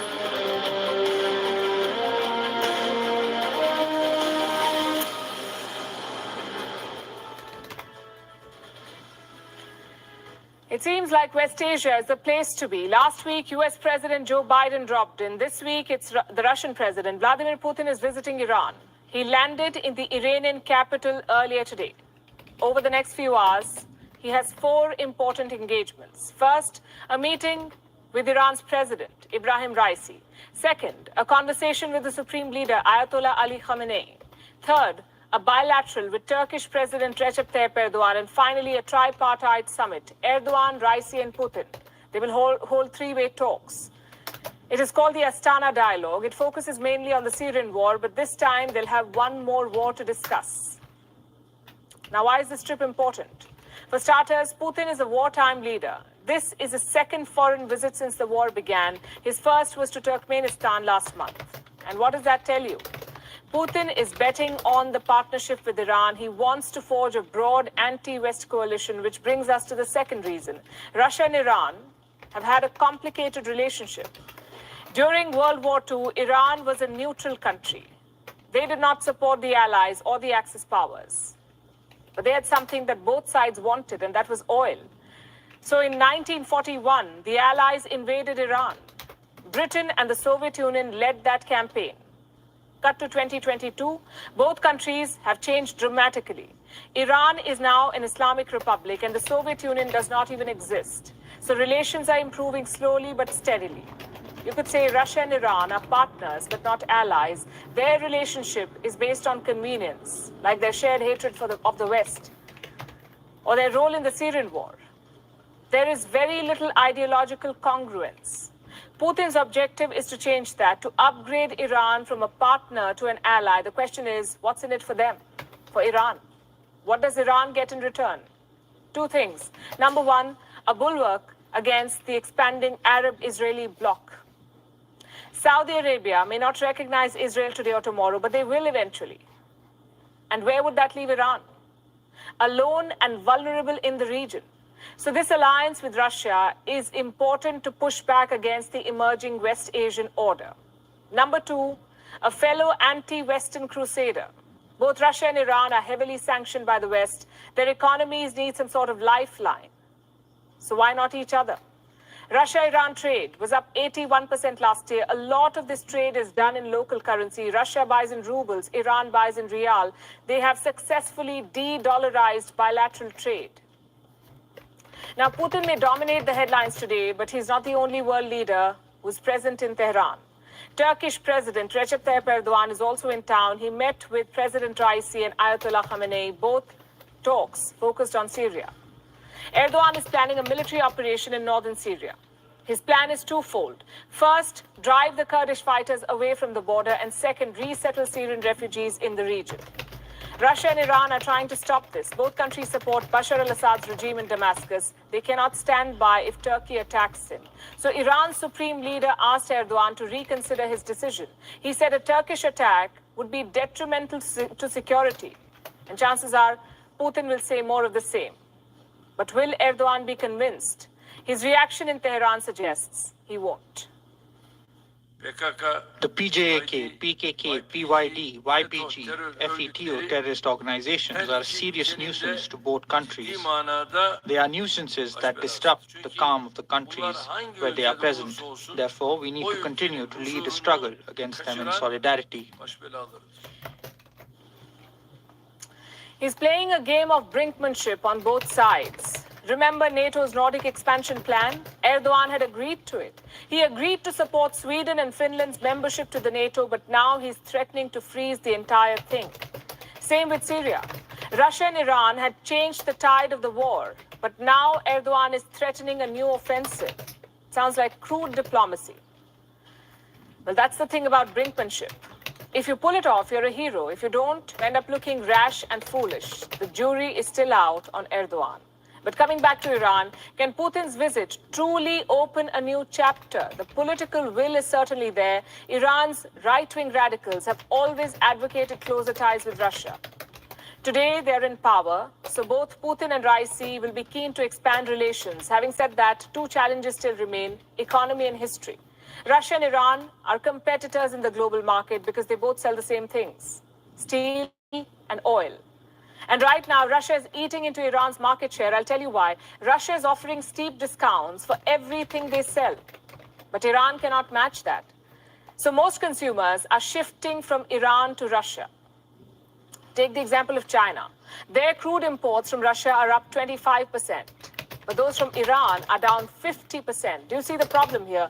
Political alignment is difficult if you're economic rivals, if you're competing for the same market. The second challenge is history. Iran and Russia have fought 5 wars. Russia consistently meddled in Iranian domestic affairs during the last century. You could say that's in the past, but there's a deep mistrust of Russia among the Iranian public. And overcoming that will be hard. It will depend on what both sides have to offer and what Russia and Iran can bring to the table. That's our next story. It's unusual for a superpower like Russia to be seeking help from a country like Iran, which begs the question, what exactly does Tehran have to offer Moscow? A simple answer could be weapons. Russia, one of the biggest exporters of weapons, is running low on them. The war has exhausted its ammunition and destroyed tree which has flown drones in the most complex of environments and supplied the technology to a host of players in West Asia. Why are drones important in the war in Ukraine? They give Russia an edge over the collective might of Western countries. So is Putin's visit aimed at securing drones from Iran, or is there more to it? Our next report decodes the possibilities. There was a time when Iran and Russia were neighbors. They shared a 2,000-kilometer-long border, courtesy the Soviet Union. As it disintegrated in 1991, the geography changed, but the relationship with Iran did not.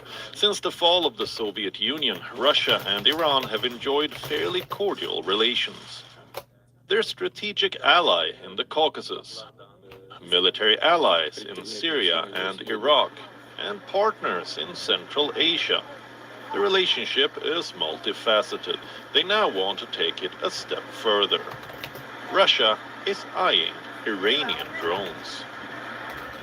It has been using drones to target Ukrainian bases, but Russia has lost a lot of them since the war began.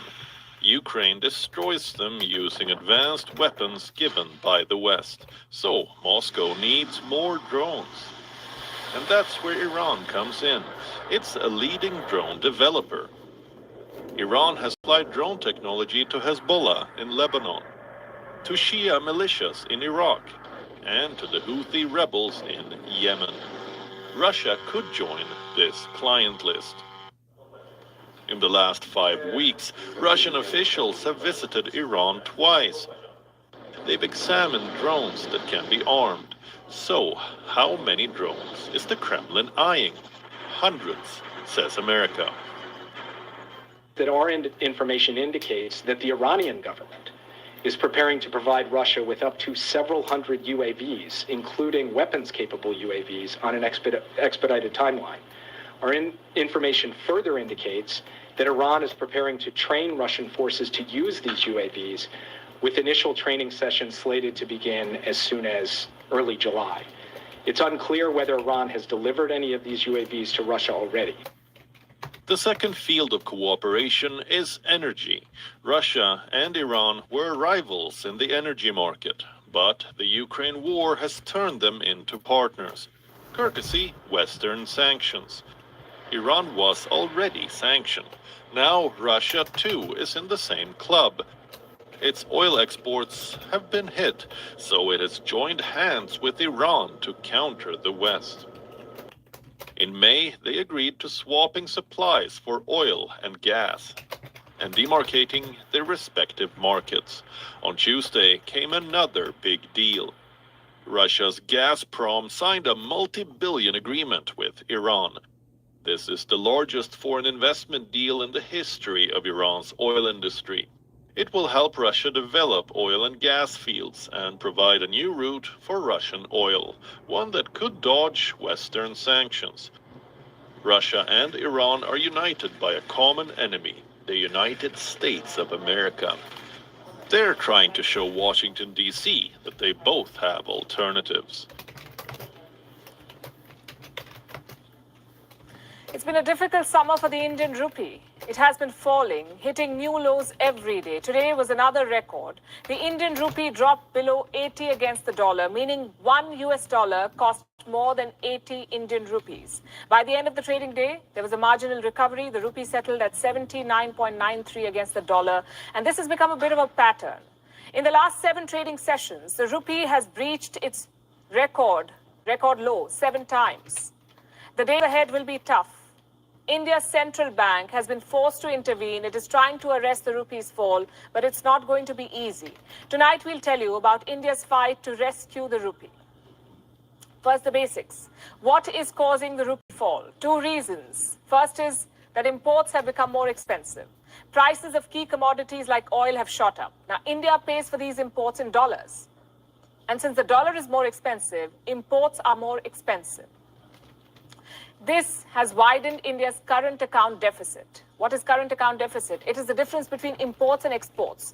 India's current account deficit is expected to touch $105 billion this year, meaning imports are bigger than exports by $105 billion, and this is a high number. It is weakening the rupee. Reason number 2 is investments, or the loss of investments more like. India has been losing foreign investors. This year, they've pulled nearly $30 billion from the equity markets. And this has further weakened the rupee. There are some other reasons too, like the war in Ukraine, the global supply shortages, rising inflation. All of them have accelerated the rupee's fall. In fact, the last few years have been tough for the rupee. It has steadily lost value. India's finance ministry made a revelation in the parliament. Since 2014, the Indian currency has fallen by over 16 rupees against the dollar. That's a decline of more than 25%. In 2014, $1 was equal to 63.33 rupees. Today, it is almost 80. So the rupee has been depreciating for a while, and recent events have just made it worse. How does the fall in the rupee impact you? In the simplest of forms, your bills go up. Any transaction involving the dollar will be more expensive. And even if you're not buying anything in the dollar directly, you're consuming products imported with the dollar. For example, oil and electronic items like mobile phones, they will be more expensive. Foreign travel will be expensive, as will be foreign education. Who will benefit from the fall in rupee? Exporters will. They will earn more because of the high price of the dollar. Those sending remittances will also benefit. They will be sending more rupees if they use the dollar. So a weaker rupee does have its benefits, but right now the fall is hurting India more. India's Reserve Bank has swung into action. It is trying to defend the rupee. How do they do that? By selling dollars from its reserves. How does that affect the price of the rupee? When the central bank sells a dollar, it swaps it for the rupee. And the result is this: the demand for the Indian currency increases. So its price also increases. And that's how the RBI is trying to boost the rupee. How many dollars can they spare? India's central bank had about $600 billion in its reserves. It sold some of those dollars, at least 32 billion according to one estimate. It could sell some more in the coming months. So where does the RBI reserve stand at the moment? Close to $580 billion as of this week. The Reserve Bank can sell more dollars going forward, but maintaining the rupee's value against the dollar is still going to be a struggle. How are other currencies faring? The rupee, we can tell you, is doing better than a lot of them. It has gained 30% this year. The rupee has gained 13% against Japan's yen, the British pound, the euro, the Swiss franc, the Canadian dollar, and the Swedish krona. Now look at this chart. This is how currencies from around the world have fared against the dollar this year. And look at where India is, on the 12th place. How much has the rupee lost against the dollar this year? About 7%. What about the rest? The Japanese yen, the Swedish krona, the British pound, the euro, they've all lost more than 10% of their value. The Japanese yen is the worst performer, in fact. It has lost more than 15%, 1-5. So when you look at the big picture, the fall of the rupee does not look so bad. But most of us worry about our own pocket first. And the rupee's fall is hurting it. India will have to do more to stabilize it because the road ahead looks tough. For the moment, we come back to Russia. Have you heard about General Frost? He's basically the Russian winter, cold, brutal, and a nightmare for invading armies. Throughout history, the winter has helped Russia many times against Napoleon, against Hitler, and now it may help Russia again. Let me tell you how. 40% of Europe's gas comes from Russia. We tell you this almost every day. You know this by now. If Putin shuts the supply, Europe will run out of power. No air conditioning, no heaters, no fuel. Now imagine this happening during winter. Temperatures in Europe can drop to sub-zero levels. Imagine power shortages in that cold, sub-zero temperatures. It would be disastrous for Europe. And unfortunately, things are heading in that direction. Russian energy giant Gazprom has written a letter to European customers. What does the letter say? It says that future shipments cannot be guaranteed. The reason?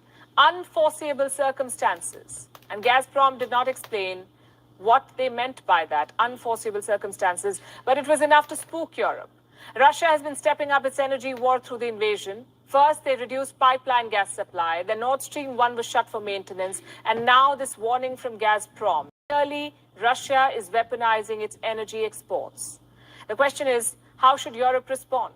Well, they have two options. A, they can hope Putin is just bluffing, because if Europe needs Russian gas, Russia also needs European money. It's a two-way relationship. So that's one option for Europe. Or B, they can prepare a backup plan, look for energy from other sources. Europe, it seems, is going with plan B. They're looking at options. 3 important energy deals were signed by Europe this week. First, with Azerbaijan.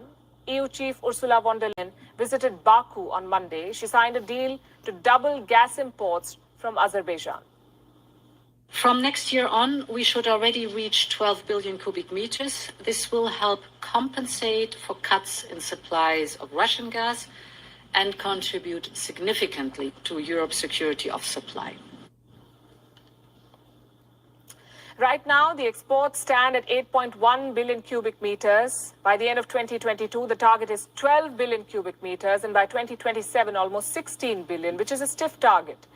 But Azerbaijan alone cannot solve Europe's problems, which brings us to the second energy deal. It was signed by the UAE and France. President Macron is hosting the Emirati president, Mohammed bin Zayed Al Nahyan. Both leaders signed a key agreement on Monday.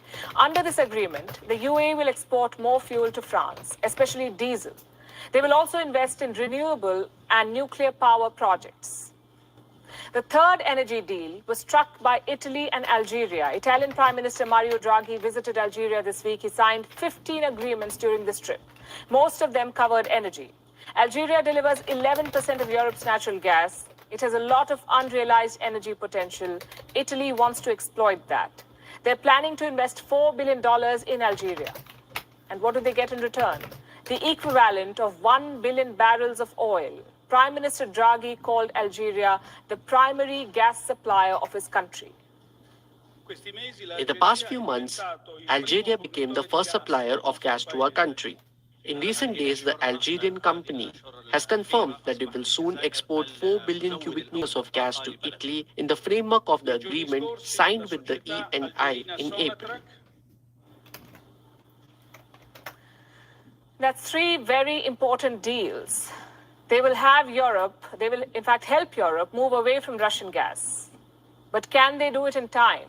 You see, that's the thing about natural gas supply. You can't just ship gas on a cargo vessel. You need expensive pipelines to transport it.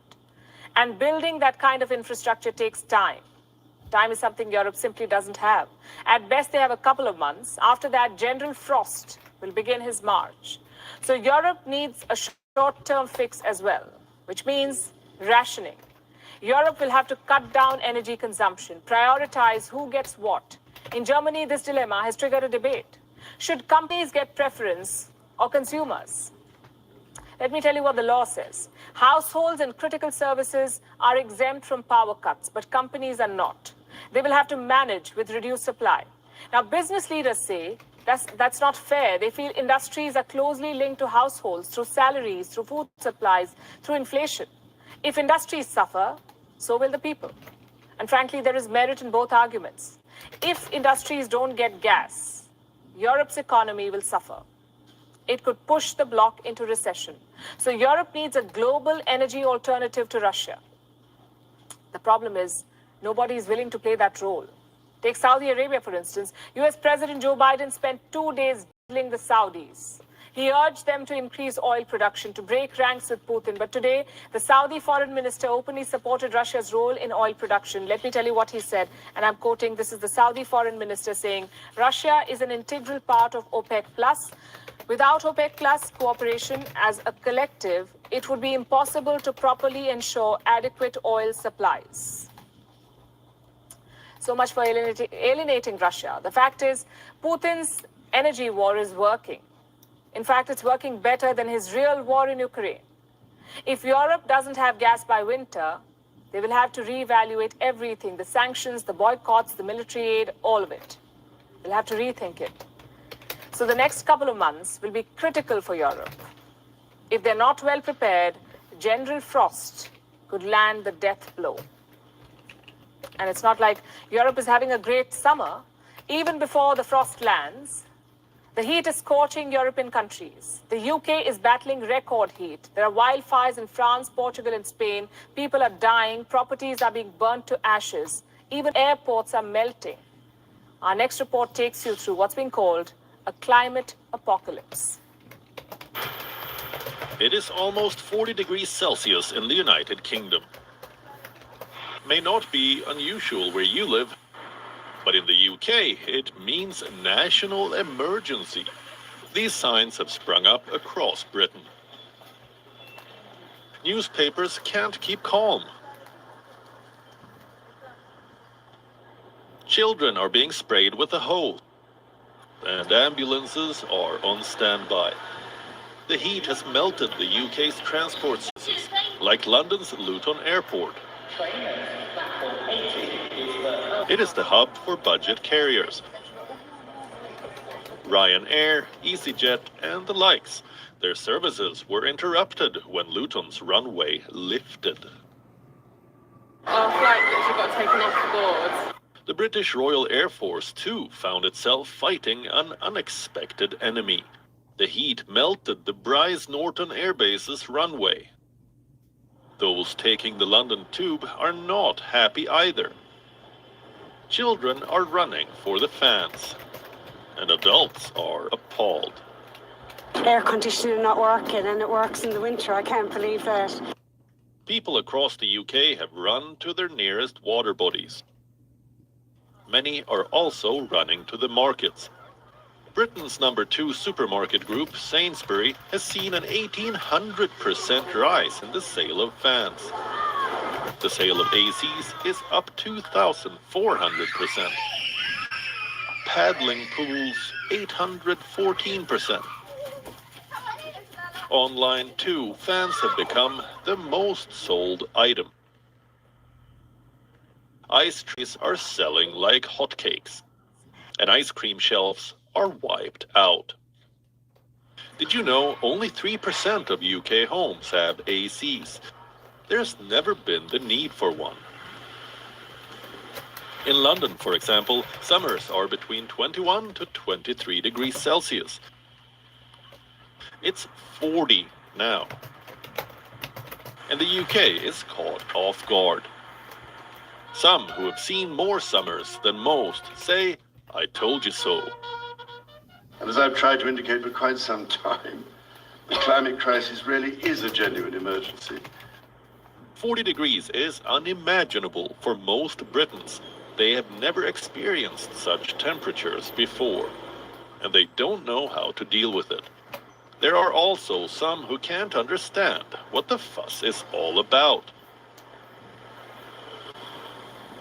I think it's fine. I mean, we all go on holiday to places with temperatures like this, and we deal with it, so it's no problem. It's, for us, we've been able to continue what we've been doing, what we had planned. The record heat has set forests on fire. This is what's happening outside London. And this is across the English Channel. Wildfires are scorching France. Over 3,700 people have had to leave their homes. This campsite was caught in the wildfire. It has now been reduced to ashes. In Spain, a man has been burnt by wildfire. He was trying to save his town. In Belgium, pandas and polar bears are being fed icy treats. People in Brussels say they are battling exceptional heat. Sometimes they say that the elderly always say that things were better in the past. But it's true. There's nothing left. Everything is getting way too hot. Nothing is right anymore. When will this heat wave end? The World Meteorological Organization says the heat wave could spill into next week. They also expect climate deaths. Spain and Portugal have reported more than 1,100 deaths in the last week. This is Climate SOS. The world has another emergency to deal with: China's acts of aggression. Beijing is intensifying its crackdown at home, and it is making fresh threats outside. We start with what's happening in the Taiwan Straits. China is building pressure on Taiwan. A few days back, the PLA conducted several drills. They happened around the island of Taiwan. These were large-scale exercises designed to train troops for combat. A Chinese military spokesperson has issued a statement. He said the drills were, quote-unquote, military training for, and I'm quoting again, military training for war preparedness. The US is taking these threats from China seriously. It is arming Taiwan. Washington has approved a new arms deal. Taiwan will buy more than $1 million worth of American weaponry. What exactly are they buying? American tanks and other combat vehicle equipment. The moment the deal was announced, Beijing shot off a statement, a warning. China wants the US to cancel the deal. It says America is playing with fire. And today China issued another warning. This one was over Nancy Pelosi, the US House Speaker. Now, a report says that Nancy Pelosi might visit Taiwan next month. Remember, she was supposed to go there in April, but then she tested positive for the Wuhan virus, so she had to postpone her visit. Now it could happen in August. And reports also say that she will not travel alone. She will come with a delegation. Now, no American speaker has traveled to Taiwan since 1997, so this visit will be a big deal. And China is threatening grave consequences. If the House of Representatives Speaker Nancy Pelosi visits Taiwan, it will seriously violate the One China principle and the provisions of the three joint communiques, severely undermine China's sovereignty and territorial integrity, gravely impact the foundation of China-US relations, and send a seriously wrong signal to the Taiwan independence forces. China firmly opposes this. If the US were to insist on going down the wrong path, China will take resolute and strong measures to safeguard its sovereignty and territorial integrity. All the consequences shall be borne by the US. If Pelosi travels to Taiwan, there will be consequences. That is China's message. But what about the consequences of China's own actions? Earlier this year, the UN human rights chief traveled to China. The visit was supposed to be an investigation into China's abuses in Xinjiang. But it turned out to be a farce. We told you all about it. Michelle Bachelet ended up whitewashing China's sins. She did not meet any of the detained Uyghurs. She did not speak to any family members. Throughout her visit, she was with Chinese government officials. Her investigation turned out to be a guided tour. Now, after this humiliation, she has decided that she will not seek a second term. But the damage is already done. China now has a license to intensify its repression of Uyghurs. And the Chinese president is overseeing this operation himself. He visited Xinjiang this week. He met with Chinese officials and he gave them direct orders. Xi Jinping spoke about Chinese Islam. He said Islam in China must be Chinese in orientation and that Muslims must adapt to China's socialist values. This, he said, will bring Islam closer to the Chinese government and to the Communist Party. What does this mean? It means they want to intensify the repression or what they call re-education activities. That's how China brands its persecution of Uyghurs. Re-education. How does Xi Jinping defend his criminal policy? Listen to it from the horse's mouth. The Chinese nation is multi-ethnic, which is the characteristic of our Chinese nation. It is diversified, not scattered or divided, but integrated. So I specifically use the pomegranate seed metaphor to say that the Chinese nation is a shared community. According to the practical results, our theory and policy in terms of ethnic work, our approach is good and effective. Good and effective. That is how Xi Jinping defends his policies on Uyghurs. China is carrying out the worst genocide since the Holocaust, and the world is taking piecemeal measures to deal with it. And as China tries to sinicize Islam, the US is on a missile testing spree. Private players are racing against time to land a military contract with the Pentagon. The names of two companies stand out here, Raytheon Technologies and Lockheed Martin, two of the biggest defense conglomerates in the US, the largest aerospace and intel service providers. They're competing to land a contract for the development of a hypersonic air-breathing weapon concept, HAWC. Now, this is a program being run by DARPA. DARPA is the Defense Advanced Research Projects Agency. It's a federal body. It develops cutting-edge military technology. Its latest target is securing a hypersonic missile for the U.S. Armed Forces. And the timing is crucial. Earlier this year, Russia said it had used a hypersonic missile in Ukraine. This led to concerns that the U.S. could be falling behind. So Washington is now trying to catch up. It's carrying out one test after another. We'll get there in a bit. First, let's understand the weapon in question. What exactly is a hypersonic missile? It's simply a missile that can travel at speed of Mach 5. That's 5 times the speed of sound. About 3,850 miles an hour. These missiles do not follow a ballistic trajectory. They can be maneuvered to an intended target, rather. And this sets them apart from ballistic weapons. Next question. Which countries possess such missiles, hypersonic missiles? Only 2 at the moment, China and Russia. Russia has already deployed them in battle. China has tested them on at least 7 occasions. The US has been slow to join the game. As of today, it has no hypersonic missiles, which is why it's so desperate. Look at the recent developments. On the 12th of July, the US Air Force announced that it had tested 2 hypersonic missiles, both manufactured by Lockheed Martin. The first test was conducted off the coast of California, the second one at an Army base in New Mexico. It's been barely a week, and the US has conducted another test, this time of a Raytheon manufactured missile. It was conducted on the 18th of July. Reports say this test met all its primary objectives. So what happened next? How close is America to getting a hypersonic missile of its own? Very. According to the Pentagon, the US will have a hypersonic missile battery by 2023, a sea-based hypersonic missile by 2025, and an air-based hypersonic missile by 2027. Next question. Does the US plan to share this missile technology with others? It might. In April this year, the US said it would develop these weapons in tandem with the United Kingdom and Australia. This will be via their newly formed alliance called AUKUS, Australia, UK, US. That's the alliance they formed. What about the rest of the world? How are they faring in this hypersonic race? With the exception of China, Russia, and the US, most countries are still in the developing stage, and this list includes Germany, Japan, France, and India.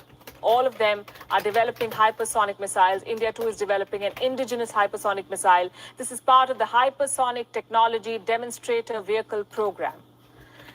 It's an initiative launched by the DRDO, the Defense Research and Development Organization. A lot of abbreviations in this story. How long will it take for this program to be completed? 5 to 6 years. That's according to the CEO of BrahMos Aerospace. So to put it simply, this decade will see the race for hypersonic weapons heating up. Weapons that could change the very nature of war. And now we'll turn to an embattled country, Sri Lanka, where 3 leaders are running for president. Whoever wins will not just replace ousted former President Gotabaya Rajapaksa, but also take charge of leading Sri Lanka out of the economic crisis. The vote is on the 20th of July, that's tomorrow. Tonight, we are bringing you a curtain raiser. What to expect? What should you know in the lead up to Sri Lanka's presidential election? Ranil Wickremesinghe මැතිතුමාගේ නම 81 අංක 2 දරන ජනාධිපතිවරණ තෝරාපත් කර ගැනීමේ නාම යෝජනා ඉදිරිපත් කිරීම මම යෝජනා කරනවා. අරුල ඒකාන්තමනි ඒ නම මම ස්ථිර කරනවා. It's the race to Sri Lanka's biggest office. Acting President Ranil Wickremesinghe is facing former Education Minister Dulas Alaperuma and leftist leader Anura Dissanayake. The stakes could not be higher. Protests, political crisis, price rise. Bringing the country out of this crisis will be the challenge before whoever becomes president. The candidates were nominated by members of the Lankan Parliament earlier today. Outside the Parliament building, armed forces stood guard. The session lasted 10 minutes. What happens tomorrow is anyone's guess. Honorable Dinesh Gunawardena. It will be a secret ballot. Who will be voting? Members of Parliament. It's unprecedented, much like the situation. In Sri Lanka, a president is always elected by the people. But this time, Lankans protested and ousted the president and started this streak of firsts. For the first time since 1993, the presidency is vacant mid-term. Whoever wins tomorrow will serve Gotabaya Rajapaksa's remaining term, which will be till November 2024. Who's likely to win? Depends on who has the support of the majority party. While Rajapaksa is out, his party continues to dominate parliament.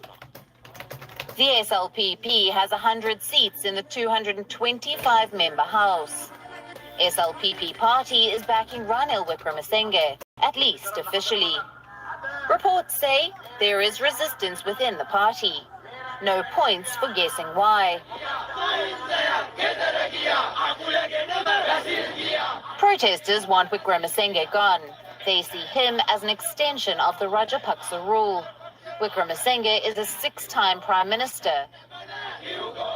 We will take it as it comes. We saw him in June.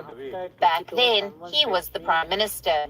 He denied a puppet to the Rajapaksas and insisted that he'd taken up because no one else was willing to.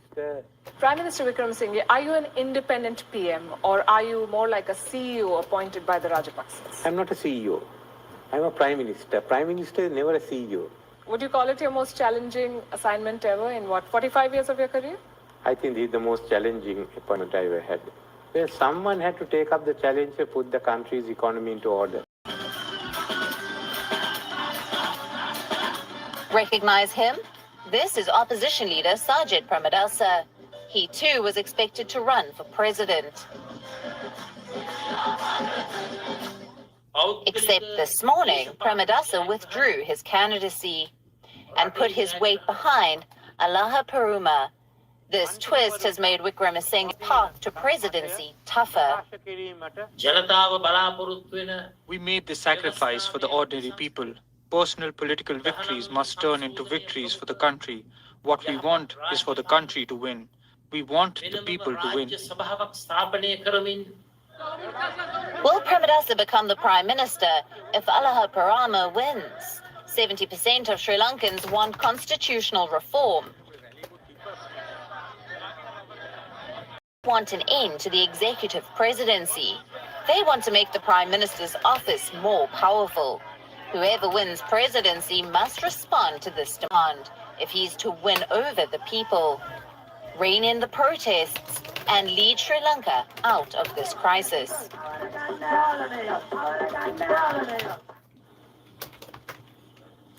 Have you heard about ease of doing business? It's basically an indicator. It tells you how business-friendly a country is. For example, is there a lot of red tapeism? How hard is it to get clearances? Stuff like that. But one factor is repeatedly overlooked in this indicator. Do you know what that is? Public order. Ask any investor, any business person, and they will tell you how important order and peace are. Without them, no business can flourish. Why am I talking about this now? Because of what's happening in Lucknow. You've probably read about this controversy. On the 10th of July, a new shopping mall was inaugurated in Lucknow, the capital city of the Indian state of Uttar Pradesh. This mall is owned by the Lulu Group based in the UAE. The building itself is massive. They're calling it the biggest mall in North India.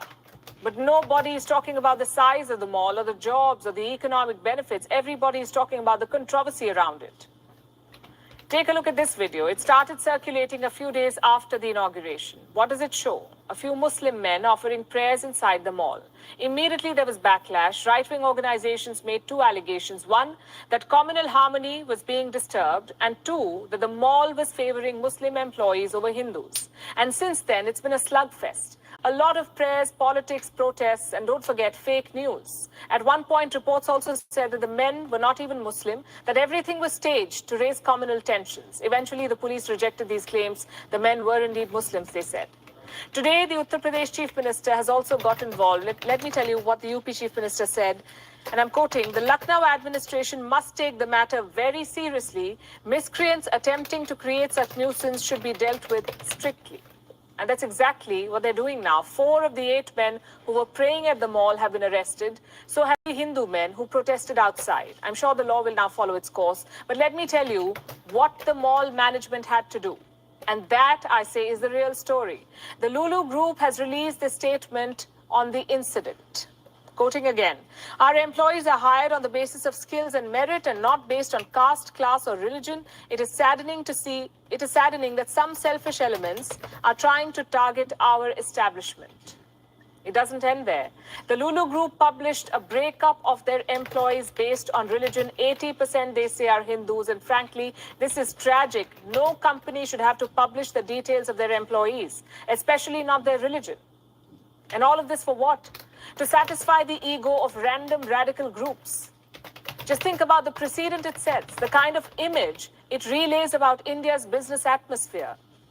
You invest 2,000 crore rupees in a city, you build the biggest mall in North India, and what happens next? A few dozen miscreants derail the entire project. In a matter of days, you're surrounded with bad publicity. Value something else even more, and that is peace and order. The idea that your business will be needlessly targeted. This is one case, yes, but cases like these destroy that image, that trust. And once you lose that, it's hard to regain, especially nowadays. These pictures from Lucknow were broadcast all over the world. This is the age of social media. Imagine if you're a superstore CEO sitting in Manhattan, say Walmart or Target. You were planning to invest millions of dollars into the Indian market. What effect would those pictures have on you? Will they encourage you? Or will you think again? And that's exactly my point. India dreams of being a foreign investment hub, and that means implementing holistic reforms, controlling such miscreants, and insulating businesses from their hate campaigns. If not, investors will look elsewhere. In the case of Lucknow, legal action has been taken. But is it too late? For more than a week, Lulu Mall was dragged through the mud. Their brand, their pedigree, their professionalism, all of it was questioned on social media. So what if the damage is already done? I know there's no point regretting what happened. You can't change the past, but we must learn from it. What happened in Lucknow is proof that hate campaigns can hurt not just India's social fabric, but also India's growth story. And finally, let's talk about something lighter. Have you heard of this phrase called leaving someone at scene? Leaving someone at scene. It's millennial lingo. It basically means that you've seen a message, but you haven't replied to it. You've left it at scene. Why do we not reply to messages? Sometimes because we're too busy, sometimes because we don't know what to say in reply, and sometimes because we're not in the right mood to reply, even if the message is from a friend. Now, whatever be the reason, the fact is today there's a growing tendency of not replying to messages, and this has made people wary of messaging or randomly checking on people. Gone are the days when you could just send a hello or a WhatsApp to your friend or to someone you knew. Today, conversations are mostly purpose-driven. So we reach out to friends when we have a lunch invite for them, or a favor to ask, or a holiday to plan, or something to do. But guess what? A little hello can make a person's day. A casual check-in, a simple, how are you doing, can make a person feel valued. And what I'm saying is backed by research. Experiments have found that simple check-ins can be extremely meaningful. In fact, the more surprising the check-in, the more meaningful it can be. Sending a hello to someone you've lost touch with can be very powerful. People who reached out to contacts they were not in touch with said that they had not anticipated how much their check-in would be appreciated. What does this tell you? It tells you to not hold back, to not be afraid of initiating conversations, messaging your friends without any purpose, just like that. It also tells you not to be awkward, to check in on people you've lost contact with along the way. So the next time you come across stories on social media, their stories, or when you just think of them, drop a reaction, send a short message. Don't be afraid of being left at scene.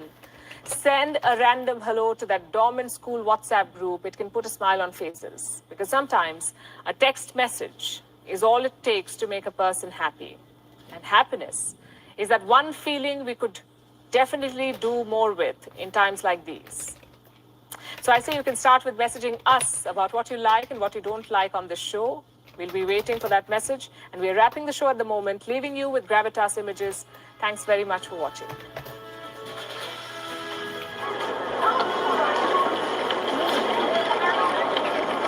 Permission.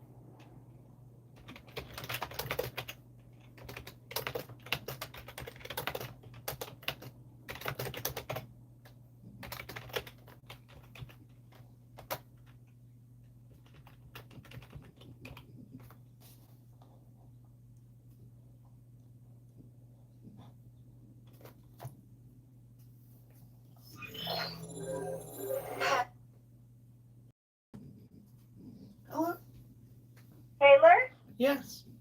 I'm sorry to say I can't talk right now. What it is Mondays and Fridays are very busy. So I've gotten 33 packages and a couple hundred pieces of mail. And I'm still not done. I have to get 2 packages ready to ship back, returns, and then I close at 11:30, but I have to do my scan at 11:16, which is in 3 minutes. Okay, that's okay. I can talk later. Well, and so what I could do, Taylor, which is unlikely, but I could try, Hello? to call you from the other Hello. office, but they will have a lot more mail than here, and I have the same amount of time to do it. Okay. So please don't think I don't want to talk. I very much want to, okay? Just 1 second. And I'm going to give you the phone number of the other office in case you have to ask me any questions. Okay. Ready? Yeah. Ready? All right. 926-3827. No, I gave you the wrong number. I'm sorry. My fault completely. 926. Hold on 1 second. 926. Yeah. 5417. Thank you. And then let me give you this number. I got it. 653-4308. 4308. The one I gave you, 5417 Hello? and 4308. Those are my everyday numbers. I'm here in the morning, the 4308, and I'm there in the afternoon, like around 12:30, because it takes me a little time to get there. Okay. Okay? All right. If you're going to call over there, don't call before 1 o'clock. Thanks. Are you there? Okay, I won't. Yeah. And call me for anything. Okay. Okay, son. I miss you and I love you. Love you too, bye. Bye.